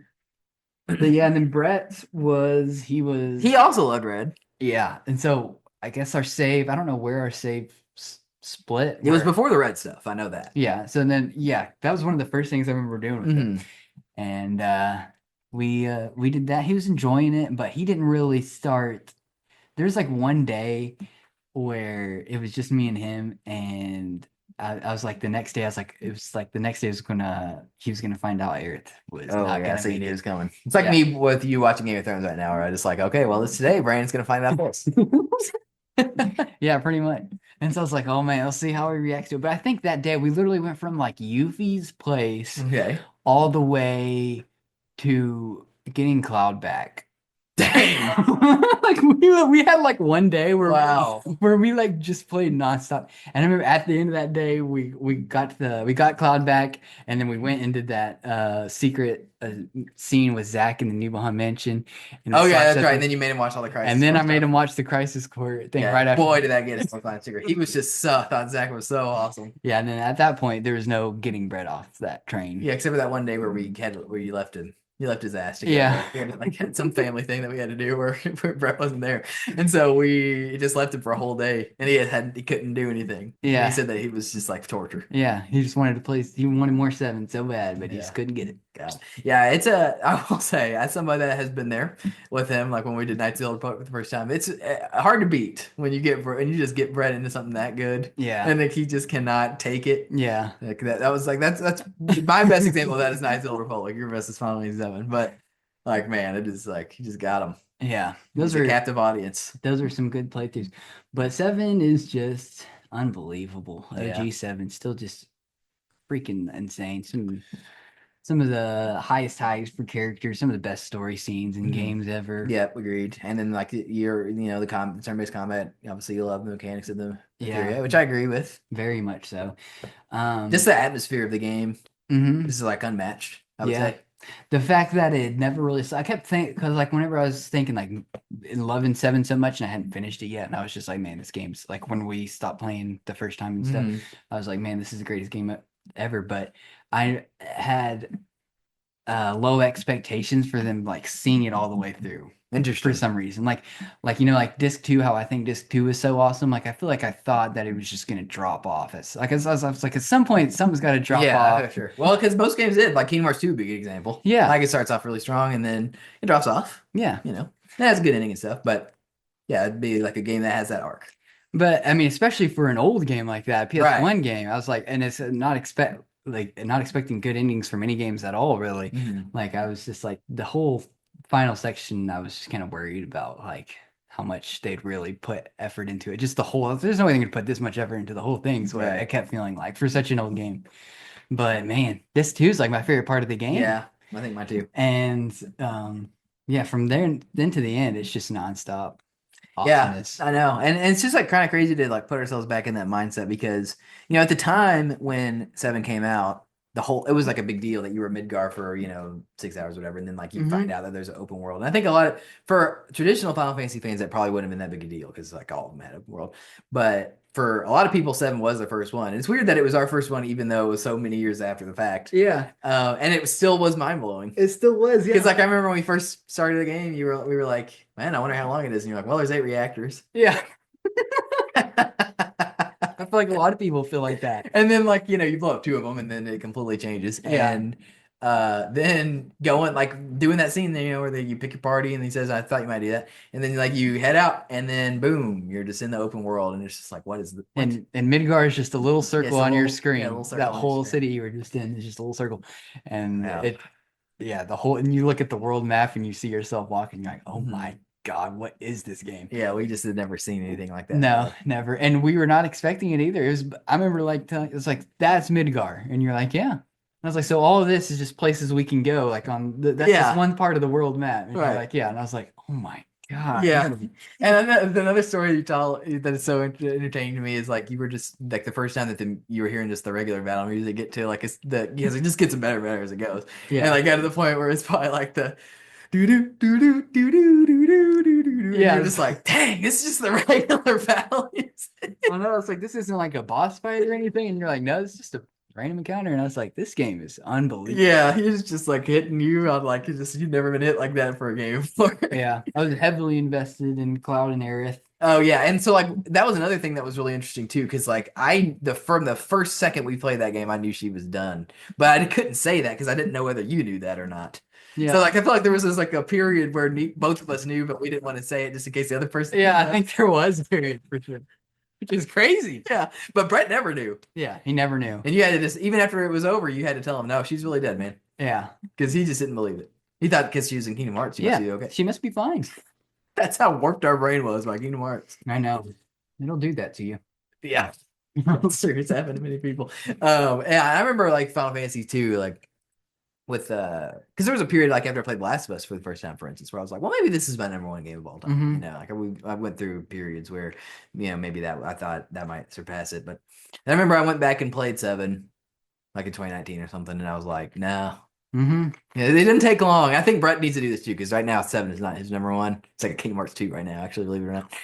That But would not last. I think like he just as soon as if he ever plays 7 again, especially by himself, if he just goes back and plays 7, I think it wouldn't take long for him to be like, oh yeah, this is never mind. I know. I think like 7 is a little bit on the low in his mind right now because of all his frustrations with Rebirth, but I think if he just played the original, and I'm sure he will someday, he'll go back and play it, but you know, he'll just find out. How great it is, how great it truly is. Like for me, it was Like, like it was like the Midgar stuff I was like really enjoying, but by the time I got to that open world, you know, this too basically, I was just like, oh yeah, this is definitely number 1. Yep. And then, you know, another one, there's just like a lot of like early funny memories that I have with playing 7, like just with us, like just that first playthrough before our spot got deleted. Like remember whenever we were running into the Hell House for the first time, just a random encounter, he was just Yep. absolutely lighting us up. He sure was. Because we didn't know that you should use magic a lot. Yeah, We that were was- just like doing regular attacks and just trying to save our MP, which Mhm. is like the wrong strategy. But because like, and we were just like, man, this just random house is just Kicking our ass. It was it's like, so crazy. it's It's like like it- so many people probably had that same experience back Oh, in the yeah. 90s, and that's why they made the Hell House such a big deal. It's crazy how we played that game so much later. So many, like, literally 20 years after it came out, probably, maybe. But we had between 15 20. we But we had- had like the same experience. Mhm. That's an example of a timeless classic right there. But And the it- fact that it was able to get us the same way all those years later. I You know, we played so many newer games in that. I know. And then they knew it was notorious. They had to bring it back for a big boss fight. Yeah. But I probably played 7 probably at this point over 10 times. Yeah, you've definitely played more than I have. You've gone back to it a lot more. And it never loses its magic. Yeah. I was thinking about that Game Informer Game Club discussion where they talk about they're like, after a couple playthroughs, it's like they're playing it for the first time in like a while. So they're like, it loses some of its magic. And I'm like, never to me. Yeah, I'm like on my 11th or 12th, and I just see it, the magic every time. It Yeah. hits me right in the face. That is amazing. Yeah, I feel similarly, even though I haven't played as much as you, and I'm still looking forward to it because I have not played it since I got into trophies, and so I get another playthrough at some point where I get to get all the trophies. Man, sounds pretty fun. Yeah, which I've never done before. But okay, number 2. This may be your hottest take. Yeah. Number 2 on this list is Final Fantasy VII Rebirth, Rebirth. the new one, Yeah. 2024 release. Yep. Like I said, I can really feel like the remake trilogy just didn't feel real until this point. Until this one. Like until even though this is like one of my least favorite sections of the original game. I thought you just said that disc 2 is your favorite. Oh, well, I guess it's still disc 1. Yeah, it's still disc 1. Which is insane. It's crazy to think about, that's Yeah. for sure. But yeah, this pretty much from like after you get off to Costa del Sol to before the second Golden Saucer date sequence, with her that from the OG7, that's like, Yeah, I would agree. That's probably the weakest part. yeah. And so, but Well, yeah, from the Coastal Soul, you're right. Because, well, you still have red stuff in there, though. right, exactly. It's still good stuff. Yeah. But- I was still pretty insane. I'm really into that. But, like, yeah, you definitely have to start it after the cloud flashback, because that's, like, peak, if you ask me. yeah, that for sure. But That's the thing, is that Rebirth starts with the flashback, which is very which is exactly how I thought it should start all those years ago, Yeah. and I was right. Yeah. That's what they did. And That's the right move. and it is the right move, and I still love it, even with all of its slow walking and its all that stuff. I still love Gotta vacuum up that crap. Yeah, I still love the shit out of that intro. There are some baffling. I do think there's some baffling. I don't dislike like Seven Rebirth is just such an interesting game because like people like you, Ben Hansen, I would say seems to be similarly. And apparently Dan Reichert, who he Oh really? keeps saying, he's like, Dan Reichert doesn't give a shit about Final Fantasy anything, but he's playing his. What if it would beat Sonic 2 for him? Yeah, it might. Or Mike Tyson. Yeah, I don't know. It might not. But like for people that really love it like you guys, like it seems like it's just at peak. But for like a lot of other people that are more casual fans, it seems like people have got letting some of the stuff like get to them in this game. Like, Yeah. I know. I cannot listen to it. Discussion about Final 7 Rebirth about hearing about that Kate Sith box. The box throwing, yeah. Box sequence. People didn't like that. Yeah. People don't like. Well, like with Brett, like he just didn't like. I think a lot of the stuff. Yeah. Like, he just didn't like. He hated the Moogle House. He hated the stealth chocobos. He hated the like some of the stuff that they had, like the chocobo flying and like the gears and gambits and stuff like that. I mean, I don't feel like I never hear anybody say anything bad about Queen's Blood, which No, you'll never catch anyone saying anything. yeah, it's bad just about it. awesome. But like for a lot of that other extra stuff, like it seems like a lot of people are not huge fans, but you seem like you just kind of enjoyed a lot of that stuff. Yeah, I don't understand how you couldn't, to be honest. Really? Yeah, because I don't know. I don't know. Whenever it just works for me, I think it's the best open world that Square Enix has ever tried to do by Really? a long. Well, yeah, they're not like huge open world. No, but this like impresses me. Like the fact that Wow. this could even this is even close to Horizon Zero Dawn Okay. of quality, Uh-huh. which probably is even that great. But the fact that it is even that close blows my mind. Really? Yes. Okay. That they're even able to get that far. And also I just really like the I like a lot of that mini game shit. Yes, I know it's crazy, but but like old saucer games. a lot of them aren't like amazing, but they don't feel like super high PS5 quality, but it sure feels a lot better than PS1 shitty mini Well, game yeah, I quality. mean, like there was mini games in the original Final Fantasy as well, and they were all terrible. Yeah. Which I think that's kind of what they're kind of trying to go for. They're kind of trying. Oh to yeah, they bring definitely. that back. Though this is the game to do it, Yeah, because this is where they all are. yeah, this is where they all are. But I think it's for the most part, most of them don't take too long. They're not very pain in the ass, and it just like switches it up to keep it from being boring. Like if I were just Cloud Going around fighting, the whole time, just doing the combat, like. But when I see a Moogle house, and I'm like, oh, I want to go do this. I want to go see what items I can get from it, and Right. I don't know. I've never really had any problem with anything other than chicken flying's a little rough. Chicken flying. It's yeah, Yeah, it is. like I think it was just poorly made. I didn't. Yeah. Okay. Well, go ahead and say the stuff. Finish your stuff that you didn't like, and I'll tell you my thoughts. I don't like the chicken flying. Gears and Gambits, I don't enjoy it very much, but you can literally like blast through it without even trying. So I don't really mind that.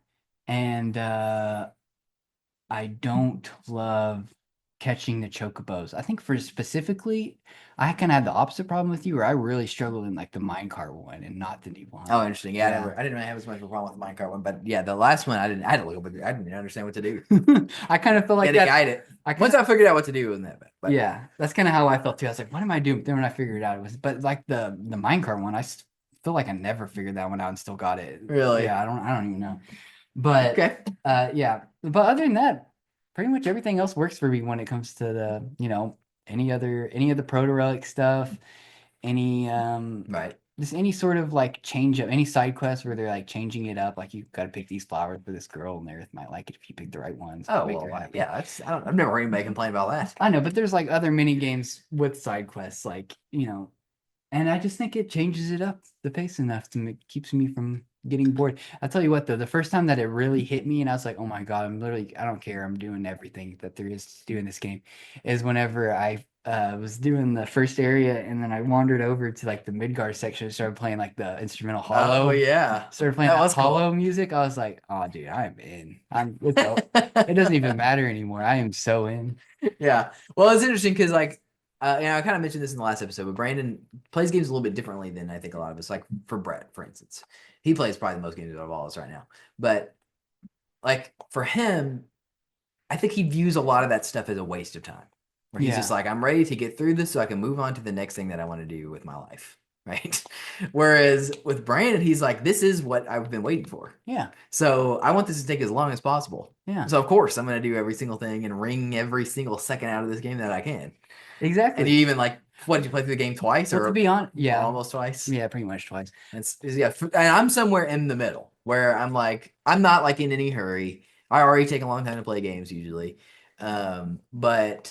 And I don't really feel like a lot of the stuff that people complain about, it doesn't really bother me that much. But I also don't know that I like love it as much as you do. You know what I mean? Like I think I'm not like a negative on a lot of this stuff, but I'm also just like, well, I'm gonna do it and I like it fine. But I think the Moogle House, for example, or like even the Flying Chocobo, I actually didn't hate that as much as a lot of people did because all I did was just pull up a video and just did what they did. It's like it's fine. And then like same thing with Gears and Gambits. Like at first I did a few by myself, but then as soon as I started getting any resistance, I was like, all right, no, I'm just gonna look up what to do here. And same thing with what's the first one, the Condor. Yeah, same thing. I was like, well, I'll just look up a strategy here. I do think that I wouldn't even have to do that for those if they wouldn't have just taken out the timer. I think I don't care for that timing mechanic on those. It didn't bother me too much. But yeah, there was those things. So I think the most irritated I was honestly was just navigating Cosmo Canyon. Yeah. And I didn't have as much problem because I know a lot of people don't like Gongaga navigation. I didn't really have as big of a problem with that. And that's where it's really weird because I feel like I had more trouble with Gongaga. Yeah. But here's the thing: is like even though I had a lot more trouble with Gongaga, I probably wasted way more time in Gongaga than I did in Cosmo Canyon. I still think I enjoyed Gongaga. Well, it's playing that great music that helps. I know, and it's just nice and green. Yeah, in there, and it's just nice to see. Yeah, it is, and I do think it's very long, but it's. I respect them for doing like because like that's kind of what we wanted was for them to do like an open world because that is an open sequence in the game. They're trying to recreate that feeling of traveling long distances. I know to get to like the other areas. Yeah, and I mean it's got to be open world to a degree, and I think I just think a lot of it works. Like, I mean, I can't imagine hating Log House. I mean, come on. Well, it's not like the greatest thing. No, it's hardly even anything. Yeah. That's why I'm saying, how can you hate on it? It's like it's not even anything. It's like over in a few minutes. But it also has benefits. Like the way that everything works together, interconnected, I really like. It's just a problem when there's like this few that I don't like. So there's just a few of those mini game type stuff. Mm-hmm. I really don't. I don't think is good. Or what do you think about the Case's box throne? I really didn't mind it. Didn't mind it. No, even the first time I really didn't really care. I wasn't crazy about it, I gotta say. It's definitely one of the lower moments for me. It didn't bother me. I don't know. But I mean, yeah, I didn't think it was hard. And like right now, all I'm doing is that proto relic. I gotta follow those guys, those robes. And it's like I don't understand why I had to sit here while these guys walk 1 mile an hour, like fucking. What are you supposed to do? Wait an hour, like in Skyrim? Well, I don't know. Maybe you could just find them outside where they're supposed to be. You don't have to sit there and watch them walk up a hill. Well, yeah. Well, there were some great rewards for finishing that. Probably. Oh, I will. I'm doing it. With some glorious cutscenes, let me tell you. I think I think my biggest problem with it. We've talked about this before, not on the podcast though, but I think the one area where I do agree is issue, and I'm not even. A lot of people aren't even talking about this. It's mostly Brett, but I do think that they screwed up with the party building relationship mechanic. And They should have just made it more based on dialogue choices than it is. More really what it's based on is how much stuff you do. And instead of how much stuff you do, it should just be based on basically like it was in the original. They give you a certain number of dialogue choices. You make the decisions through your dialogue that you want. It's very clear which choices you're making, which is not really in the few dialogue choices that you have right now. And then that determines who it is. And I feel like I've had to work overtime and really go out of my way to not do stuff with like Tifa that I would like to do, but that I've had to postpone until later in the game so that I can get Aerith on the date. And I also don't really care for that. It seems like Tifa is the default, which is not how it was in the original. The original Aerith was the default. And I think a lot of that is just because people seem to be more into Tifa these days than Aerith. yeah, And I just disagree with the general public on that, I guess. I agree. I agree with you about disagreeing with the general public. But I understand like they're obviously they're going to go where most people are. So I'm not saying that's the wrong decision in the long run, I guess, if that's what people think. But I think it takes away a little bit from the drama of Aerith's death if you're not like for us, it just worked on us. We were hook, line, and sinker. Right. Whereas like if you don't really care about Aerith, which I know that there were some people who didn't even back in the day, it just seems like that harms the overall arc of the game. I do think that the best thing to do is, even though Tifa and Cloud almost have that little kissing Gongaga, I still think the best thing to do is take Aerith on the date. However, there's a section which you do not get, to be clear. You got Tifa the first time. right. However, let's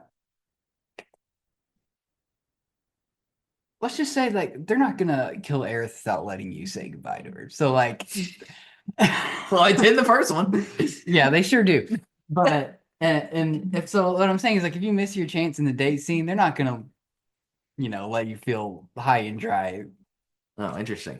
Before, yeah. Yeah, see, this is the first time where Ryan's actually having to talk around some stuff because I have not finished 7 Rebirth. Exactly, yeah. So yeah, I do think that Aerith is the best date, but there is like some things that, like what you said about Cloud being interested in her and how that leads the player to what ends up happening. Like, right. There's stuff that just kind of happens anyway because of that. No, I do agree that I think they kind of messed up the date thing. Yep. And I think I don't think there's any defending that really. Yeah. I think there's like a really huge hub area, like kind of at the end of every JRPG where it's like, okay, now before you go through the final thing. Yeah. I think about 6 in particular with that. And it's like, now go do everything before you do that. And so they expect you to do it then. Yeah. Which even 7 Remake, they did that with like Chapter 14 was like they added a bunch of side quests at the end. You go back through all the sectors. Yeah. Which there's something to be said for that. Like with Chained Echoes, I did that for sure. I was going crazy on Chained Echoes, just going. But it's weird that they want you to pick the date, which is very important in this game. To yes, they want you to not do everything and to hold off until that giant hub area where you can. Well, maybe that's how most people do it, but I just don't. I don't think so. Yeah, I think most people will do it like what I'm doing, where they just want to do everything. Because I mean, eventually, I guess maybe people get fed up and give up, like Brett did. I mean, he got red 13 somehow, so I don't even know how he did that, how he managed that one. Well, yeah, because like there's like the first time you go to the Golden Saucer, it gives you a hint. It lets you know like what track you're on. I got Aerith on that one too, but that was because because at the beginning I was not even paying attention to that. I think it was like around Costa del Sol maybe, where I like kind of got wizened up, and I was like I didn't do in there like you find the gym guys from 7 Remake, and there's like a Tifa thing with that. I was like, that was where I started cutting it off. I was like, all right, well, we're not doing that crap right now. Really? I did that. And so there's just like a lot, because you got Tifa. So there's like that from then on. Like I was just like, I'm like not doing any of the Tifa. Yeah, yeah. Well, that's good then. You'll probably. Just I'm definitely gonna get Aerith. I'm not worried about that. I wish that I could have still done that stuff. Still did thing. Yeah. Yeah. So. You're just gonna have to wait until that hub world. Well, I was gonna say the last thing before we move on to number 1 is like being where I am at the end of Chapter 11. I'm literally doing the prototype for Chapter 11, and I'll be done with Chapter 11. I'll done everything. All the Nibelheim stuff. From where I am to the end, how much of that is what makes it this high on your list? It's hard to say. Okay.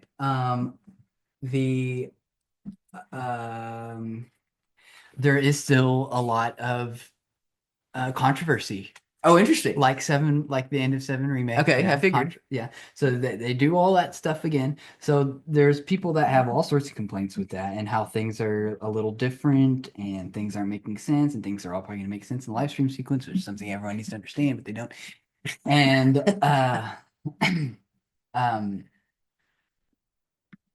yeah, but for me personally, I do think it's the best part of the game. It's after where I am. Yeah, like where you Okay. are. Me personally, because the date is Because I'm on the last. Basically, I just completed essentially the last open world area. Yeah, and you still have the great proto relic scene, and you have Yes. Then there's like another great scene after. Well, eventually that. I'm gonna have some payoff with this Gilgamesh crap. I would imagine. Yeah, I imagine I'm gonna have some payoff with whatever the hell's going on with those cards. great payoff, dude. That's all side stuff. That's what I'm saying. Like, Yeah. the side stuff really is good. When people complain about there being too much game, I can't agree with it, but Yeah. Right, because you feel like that you approach games differently than most people. right, because I already did everything that there is to do pretty much, and I'd still do more. Yeah. If there was more mini games, Right. I'd go back in. But yeah, I mean, from where you are, and then there's like the date sequence. I mean, the Temple of the Ancients, dude. It is. Yeah, Temple of Agents, which is far from the best part of the original. Yeah, and let me tell you, it is like 70 times better than the original. Oh. Yeah, well, I'm looking forward to it. And then all the ending, I love all the ending and stuff. Yeah, and see, for me, I still don't really know exactly where it ends. I know where I think it should end, but I don't really know where they're gonna do it. So I could be. I have a feeling they're not gonna end it where I want it to end. Yeah, I have that feeling too. Yeah. I mean, I don't know exactly what you're thinking, but I have an idea of what you're thinking. Yeah, but Probably wouldn't have been the best move, but I mean, this next game, dude, it's gonna be the last one. It's gonna be all balls out. It's gonna have to be like 200 hours or something, probably. Maybe. Because I mean, I'm pretty sure what the plan is everything that they've created is to connect it all with an airship. Right. An airship, which is is what they did in the original. I think that's all. I think they've already got that like worked out for the next game and stuff. Like, well, I mean, it's not like the craziest thing in the world, really, to think about it. I mean, it's obviously a big world they've created, but 15 had the car. Yeah. But flying car. I mean, think about like how big Midgar and right, Midgar is so huge. And then both the Corel regions, Gongaga and Nibelheim, and how that's all actually connected into one thing. Yeah, don't forget about the swamps. It's gonna be the next. Yeah, it's gonna be ridiculous. Also, another thing is like I always like to think about like what the OG did better. Oh yeah, versus Rebirth, and I think that OG has the dying scene and the red scene above it. I would agree, but what they did with Gongaga is like it blows the original Gongaga out of the water. Now when I think about like going to Gongaga, well, yeah, it's just like a tiny little scene. In OG episode, I'm like, man, it's over in like a few minutes. Such a disappointment. It's like you go in there and then you decide whether you want to talk to Aerith and Tifa about their grief, and then that's it. Yeah, I see Scarlet there. There is a scene with Scarlet at the reactor, but it's not an awesome, crazy woman boss fight. Yeah, but yeah, now you don't have Cloud massacring those guys. Yeah, man, it's good stuff. Anytime Cloud is losing it, it's just like the best thing I've ever seen in a game. Yeah, holy crap, that is a great sequence. And you don't have Tifa being eaten by a whale, a material whale. That's right.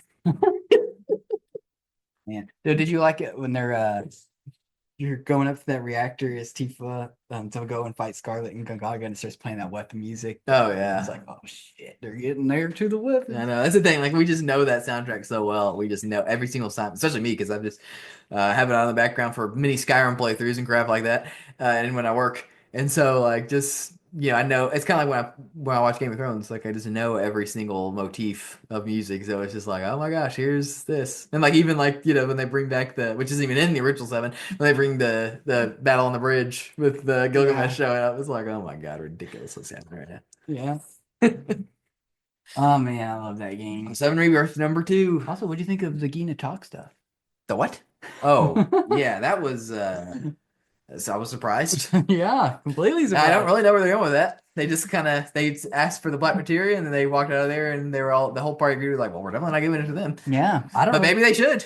I know. I don't. That's because I get through. I know where it ends up in the original, which is not good. I know. Maybe they should be giving it to the Gee. I know. I really don't even know what to think about it either. It's weird that they're like aliens or something. Like Yeah. they say they're not from this earth. That's why they can't go into the live stream, and like the Cetra were like dicks to them, and makes you feel like the Cetra might be a little more. Which is interesting because we've always just they were just supposed like universal good and the best. Now they're more like in the kind of like a gray area a little bit, which is interesting. So they don't answer those questions in this game. I mean they like let you know that is definitely the case. I think like later on, like Cetras are a little maybe gray, and not everything isn't necessarily as black and white as you think. But I mean, it's not. They don't actually go into it too much, but they a little bit they do. Yeah. Okay. Well, interesting. Yeah. Well, I'm really looking forward to seeing where that goes on. I need to get back to it. Yeah. I know you've just been waiting for me to finish that game. Yeah. Now I'm just waiting for the next part. Yeah. It'll be a while, but probably not as long as maybe you think. Yeah. Okay, but even as much as you love all that, 3 straight entries about Final Fantasy VII, you're number 1. It's FF9. Final Fantasy 9. Yeah. Now, that's all thanks to Brett to tell you. It was your At first, you wanted to put 6 above it. You had 6 above 7 for a long time, too, and I kept telling you that was wrong. And he finally got around. It's different now with Remake and Rebirth. Right, okay. But 9 has none of those going for it. You still think it's the symbol. Yeah. Damn, that is just so crazy. It doesn't even have anything. It doesn't have a show. It doesn't have anything. It has Final Fantasy 9 and nothing else. It is a beautiful, complete masterpiece from start to end. Jump roping. Yeah, it does. And you even did that. I sure did. It took me 4.5 hours. Yeah, no, I was there for all of it. I remember I was playing probably Skyrim. Yeah, I'm probably doing some vampire DLC or some shit. Well, like we already kind of talked about it before, but like I was there, but Brett was there while you were playing Final Fantasy 9, and he could just see the glow in your life, in your eyes while you were playing it. So we're talking about how you wanted to go get some Beijing beef, and you were just like, you know what, man, let's do it. Even though he knew that you normally would not want to do that. No, I would not give a crap or want to do that at all. But I was like, I'm just so happy right now. I'm just gonna go eat some fucking Beijing beef at Panda. Yeah, and he was like, all right. All right, let's do it. And then he like told you later on whenever he found out that you were saying that Final Fantasy 6 was your number 1, he was like, well, look, pal, you can say whatever you want, but I was there when you were playing Final Fantasy 9. I know for a fact that it is your number 1. And then so you were just like, I think you're right. Yeah, and I had to vote for it on that Game Informer list. Oh, yeah, because like back then, because at that time you still weren't saying it to yourself that it was your number 1, but when it came time to put up a vote on that Game Informer list in 2018, you're like, oh, I got to put Final Fantasy 9. Well, I was already incentivized toward it because I knew that 9 probably wouldn't get as much votes as other ones, and it made a difference on which one you voted for, 3 or if you put it third place or first. So you place. put it at 1. Yeah, I was like, fucking, I'm putting it at 1, and I was like, it's probably just where it actually is, my heart. Right. Well, what is it about 9? You think it has the best, like, it comes out like the elements of a great Final Fantasy game. You have the story and the cast and the world building and the music. So where do you think it comes with all that stuff? Number 1. Number 1 on all categories. Number 1 story, number 1 cast, number 1 world building. I don't know about that. The cast is unbelievable, extremely high. I think it might be just 1 cast. Zidane, Garnett, Steiner, Vivi, Aiko. Those 5 right there. Prefer Quinn in there. Oh yeah, even Quinn for some of the best comic relief you can get. Yeah, certainly a million times better than you can ever get from Kate Sith, especially in OG FF7. Yeah, but I am not even joking when I tell you I would maybe put Quina above every single Final Fantasy VIII character.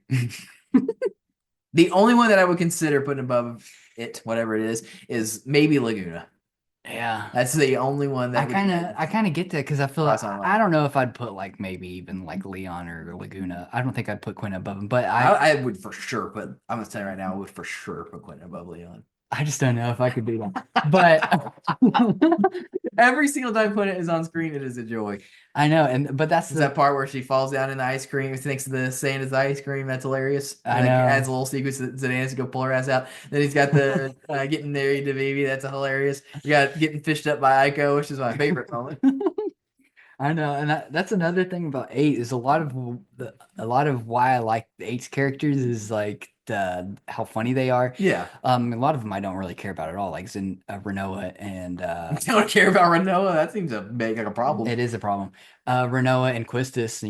Quistis, yeah, she's just a nothing really. Yeah, but like Selphie and Selphie is pretty funny. Selphie and Zell and Irvine are actually genuinely funny. Yeah, I wish there was more with Irvin. Like, I mean, that sequence where he's like can't sniper it, like, and then he does, but like that where he's just getting like some fears. Yeah, that was just like a high point for me. Yeah, he was like Squall was just dealing with his idiocy. I love that so much. But that's the kind of problem is that Quintus trumps all of love them and their funniness. Right, yeah, easily, no question about it. And like you just said, Quinn is still like not even close to the best character in the night, obviously. Exactly, which makes that game unbelievable. Yeah, I agree. I think it probably does have the best cast because it's a small number, and even the ones that we didn't mention, like Freya, is Yeah, also still really cool. yeah. The only dud is that rooster guy, Beatrix. I know. The flaming. What's his name? I can't remember. the fists of whatever. Yeah, whatever. I don't even remember his name yet. Um, But yeah, he's a total dud. But other than that,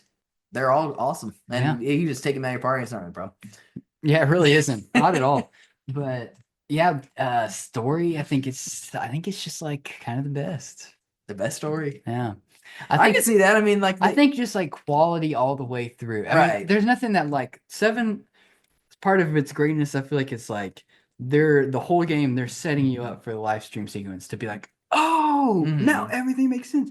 But nine is just like every area is It's just just so so awesome. high quality. that is true. The translations is I think this was the first one where they really didn't have Yeah. a translation problem. Yeah. And so it's just like the writing is just so good. it makes the writing so good, and there's a lot of writing, which is great because you have the those ATB. the Not ATB, but whatever. it is. ATE. ATEs. Yeah, Yeah, that's a genius idea. where you just get so many scenes of characters talking to each other, which is I think one of the reasons why I like Rebirth, why it reminds me of Nine Alive. Like there's just so many freaking characters talking to each other, Right. and just like discussions being had, even like the ones you're not a part of, like Tifa and Aerith, or Right. like Barrett and Yuffie. Like the characters just talk to each other a lot. Yeah. which I think makes Nine so good, because whenever the writing's like actually smart and like clever with it, with the characters that you already know, Yeah. it just makes it There's unbelievable. really just nothing better than whenever you just get into a new town, everybody goes their separate ways, and then you got like a million scenes to look at. Yeah. In Final Fantasy IX. I know, it's just great every time. I just like, and like even like you just get like random scenes with the Tantalus crew, like that is just so hilarious. It'll happen when you And it just least like expect starts it. blasting the music, dang, bang, dang, bang, dang, dang, dang. Yeah, I just love that stuff. yeah. Maybe a little. I understand the whole final boss. Sure, that's such Thing. a small part though, Yeah, because like it's not like you beat Kuja and then you have a whole long sequence and then you fight that other guy. It's just literally just happens right after him. So right. And I don't even necessarily see him as like the final boss or really villain. He's just like I don't hate him because I feel like he represents the whole I am death, kill me, choose whether you want to die or not. That's like the whole theme of like the whole game. I feel like with Zidane figuring his stuff out and BB with the whole stopping thing and like Man. choosing to like live on. Like I feel like that BB stuff. I know, but I feel like the final boss kind of ties into all that, even though it's like the themes of it ties into a lot of people's story, even though it's he's just a random dude. It's basically from nowhere. Yeah, exactly. But Kuja, I love Kuja. I have massive respect for Kuja. I just wish he didn't really have white hair because that's too much like Sephiroth. Yeah, it's just too much like Sephiroth. I mean, I feel like at the time it might not be a big deal because it's like we want to pay homage to every Final Fantasy thing, so obviously we got to have a lot of white hair. Yeah, and well, you also got to like give him a little bit of credit because like Sephiroth was so obviously far and away, in my opinion, their best villain, but also regardless of what I think, clearly their most famous and popular villain like that they've ever made, and the coolest looking. And so and then like with 8, you got to give them credit. They did not do anything similar to him whatsoever. And then they were like, all right, well, this is our last one on PS1. Like, give us a break. We're gonna kind of go back and do the thing that we did the most successfully. And I don't necessarily think he's like Sephiroth. He's got his own his own story is things different for sure. But he's never insane like Sephiroth is. Right. Sephiroth loses his mind, and then that's part of he has this god complex. That's why he's a villain. But like Kuja, like everything he's doing for a reason. Very calculated, and it has very. Also, he's actually there, whereas Sephiroth most of the time is actually encased in ice. That's true. And Kuja like controlling basically the whole world. Everything bad you see is like technically behind him. And he's not like he kind of has like a little bit of a Kylo Ren arc where he's not. You find out that he's actually taking orders from somebody, and then like he just says, "Well, screw that. I'm not going along with your plan." Yeah, he does his own thing, and then he comes around at the end, like does a good thing. Right. And yeah, I really enjoy Kuja, except for the fact that he looks so much like Sephiroth. But he also has a great like personal connection to the main character. Yes, I do think that's important. Yeah. So yeah, I'm pretty much from. I think I think specifically the way I played it, going from 7 to see like the broken the first to the 3D, Yes. where they're having their hiccups, but still seeing how freaking amazing it is, and then going to 6 to The peak of their pixel the power. peak of their pixel power, and I see all the greatness of that, and it's like a little more medieval type, Hmm. less more, But still some steampunky stuff. yeah. But it kind of gets me ready. And then when I go to 9, I feel like it's like, especially going from 7 to 6 to 9, it was like everything they were doing everything as well as they possibly. It's like they Mhm. figured it out. You know what I Oh mean? yeah, totally. They just figured out the whole random encounter, walking around. Just that whole system that they made for I Final mean, it's like Fantasy the last games. one that they were making that way Yeah, because they've never made a Final Fantasy game like that since. Even yeah. though tennis turn based, it's like It's not really like no. that. So it's like I just feel like it's where they figured everything out, and it's just like It's Sakiguchi's last one. yeah, it's just like the perfect Final Fantasy. The ending is like one of my favorite endings in What a about game the ever. The beginning is one of my favorite beginnings in a game ever.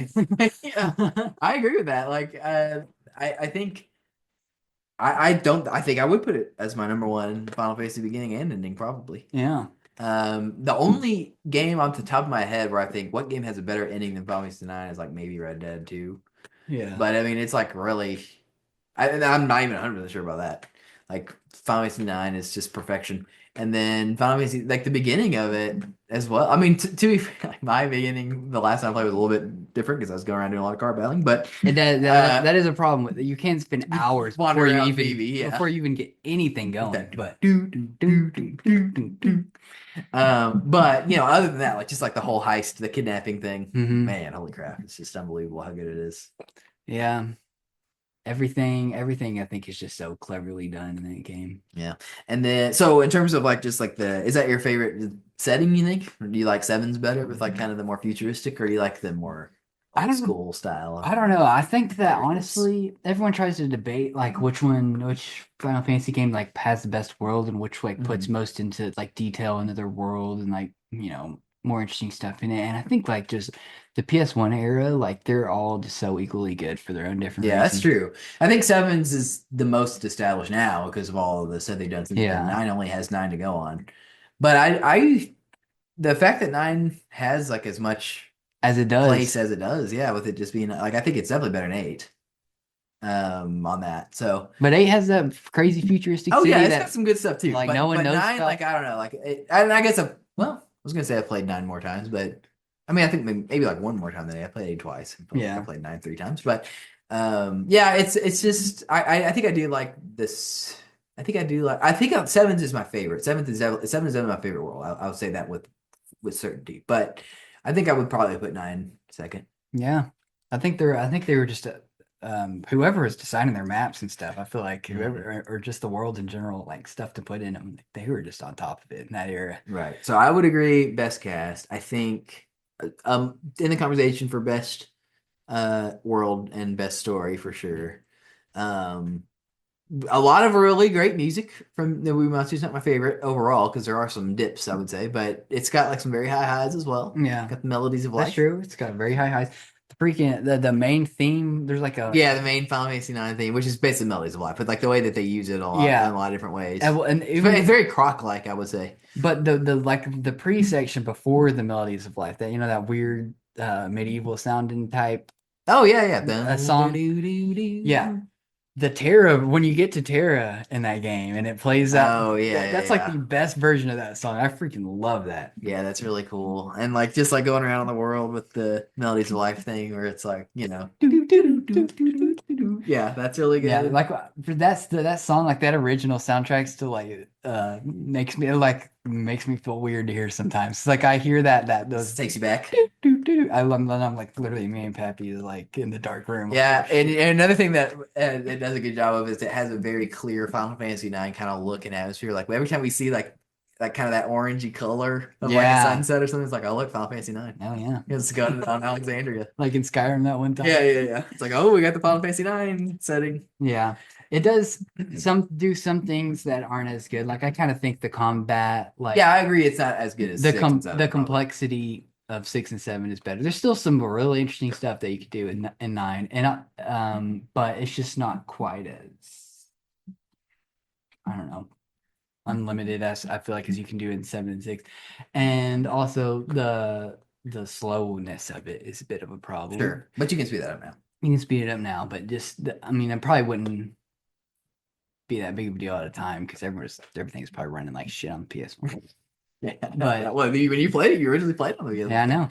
So, but yeah, it is a little slower. The frame rate in the overworld. Oh, horrendous. Yeah, pretty rough. But you know, if you're playing on PC, you can just negate all that stuff. Oh, that's pretty true. much. Yeah, and like I only ever played the new the updated Remastered. version on PS4 and 5. It's but a good version. it's the art style really does well on like the update and like the cutscenes. It's just like unbelievable for that to be a PS1. Yeah, they definitely look like PS2 cutscenes. Yeah, easily. That jump from that in like what 3 or 4 years from 7. I guess there's 3 from 7 pretty to big. 9 is just unbelievable. It's huge. Like 8's remaster, I think they did a little bit more work to upres it. Yeah, because they didn't have the original source or something. Yeah, I think they needed it too. So like that one also looks very impressive. That one in a way looks even more impressive in a way, just because it was earlier than 9, and the fact that it looks as good as it does. But I think that I think my vision of that is a little bit skewed because I never really played the original, right? But just 9, I just think that art style. Like at first, I remember the first time seeing it, I'm like, man, I don't know. Like it's not the best impression first art style, But like when you get used to it, it's just so awesome. I was completely there with you. I remember like when I decided that it was going to be the next one I played, like because I had all those PS1 copies that are sitting over there on display. Yeah, and I had done 7 and I'd just done 6, and I was like, and I was just kind of just wanted to go with like what's everyone says is the critically acclaimed one. So what you had found was that 9 was generally next. Yeah, typically people. No thanks to Joe Juba. Yeah, no thanks to Joe Juba. But typically it's 7, 6, 9, 4. Right. And then like maybe and then after that it's kind of if a lot of people 8, have 10 very high. A lot of people have. Well, I would say 10 is probably that's some of the biggest one that we haven't played. Yeah, it's pretty crazy. But and some people are very high on 12 too. 10 is too new age for me. New age for you. Your number 2 is from 2023 or 4. I know. But yeah, that's definitely our biggest. I guess like the last thing that we could say here is like the biggest things that we need to play in 10, our lives. 10 by far. 10 I think would be very high for me. I would argue for you also the Mass Effect games. I think maybe that would be a good thing for us to do after you finish Game of Thrones. Mass Effect. Yeah. I think we could have some Mass Effect sessions over here. But we can talk about that in a few weeks when we finish Game of Thrones. But Mass Effect would be very high for me, for you. And then for me, I think I agree that Final Fantasy X, it's kind of the most insane, but I think the one that I want to play the most is Tactics. Yeah. It's like last Final Fantasy game on PS1 I haven't played. And I've played Fire Emblem and stuff like that and just love that style I found, which I never really played a ton of before. Well, one of us needs to get into Tactics because I think know anything about it. The only reason that I haven't done it already is I think they're probably remaking it right now. Yeah. So they just did Tactics Ogre, and their Square is just going crazy on remaking stuff. Yeah. And there's like no good way to play it whatsoever except for if you have a Vita, which I do. So of course I could always do it that way. But if they're gonna remake it and put it on Switch or something. Yeah, it's just like literally the only places you can play Tactics unless you just emulate it somewhere is on PS1, 2, and 3 or Vita. Or That's PS1. crazy. Do you think you could like buy it on Steam? I don't know if you can. That is unreal. Yeah. Well, here's the thing about 10 is like we've actually played some of it. That is true. And technically I played the beginning of 12 as well. It's technically the first Final Fantasy game I played was 12. Yeah. Just kind of crazy thing about it. But hey, man, if you look at the cutscenes of 12, for what it is in life, like PS3 game. Yeah, the fact that was a PS2 game is crazy. Yeah. Even at the time, I remember seeing it like this. I cannot believe what I'm seeing. Yeah. But for some reason, I've always been turned off of 10. I feel like it's because I know it doesn't have an overworld. Right, it's a very linear game. And also just from what the shit talk Brett would say about it, especially because, he was watching he's experiencing the 7 glory, like how amazing 7 is. And then he was going to 10 and being like, I don't like this. And I was like, well, I'm going to play 9 then. I'm not going to play 10. Right. Yeah, but there are other people. I think they're kind of like more people that played 10 first. That put it like their top. Yeah, for sure. There's like a lot of people that are kind of a lot of people that are like around my age, really, And or also, that are like a little bit younger than like the Ben Hansen crowd, like your Brian Shays, basically. And they're like, oh yeah, Final Fantasy X #1, or Sean has Final Fantasy X #1, or that guy I watch Mystic, his #1 is Final Fantasy X, even though he's going back, like he just got the platinum in 7 Remake, so he's definitely enjoys the series overall, but his #1 is 10. So it's like, who knows where we would come in on that. I have a feeling that we wouldn't put it I have someone above 7, obviously, but or 9 for you, or probably even 6. But like it could be next. I could see it being above. Certainly, I would expect it to be above 8 for me, and Yeah, like maybe. probably 4 as well. There's someone I work with that has only played 10. It's like one of his favorite games ever. Yeah, well, because it was like on the PS2, early PS2 game, kind of like Kingdom Hearts. And so, like, if you had a PS2 early on, or even if it wasn't early, because obviously it kept getting, kept reprinting it, obviously, and PS2 was just such a success. You think about the Switch now, where the Switch is such a success. The PS2 is even more than that, and so like that was the Final Fantasy game to play on your PS2 until 12 came out. That's And by true. then, I don't know, people. I don't think we're as like by the time Final Fantasy 12 came out, like the 360 was out. Yeah. People were kind of moving on. I think. Yeah. We weren't, but I think a lot of people were. Yeah. But when Final Fantasy X came out, that was a captive audience they had for like 5 years. So.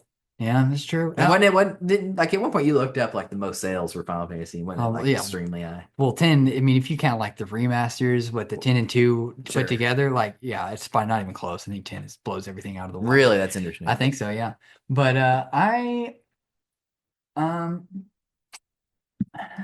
I'm interested in 10. I definitely gotta try it out. Yeah. Well, by the end of these days, we know we'll have to come back and we'll see where if we ever go back and play those Final Fantasy games, we can come on and make a podcast just about that. I definitely want to do a podcast just about 7 Rebirth when I finish it, especially if I get Brad on here and we could all talk about our differences. Yeah.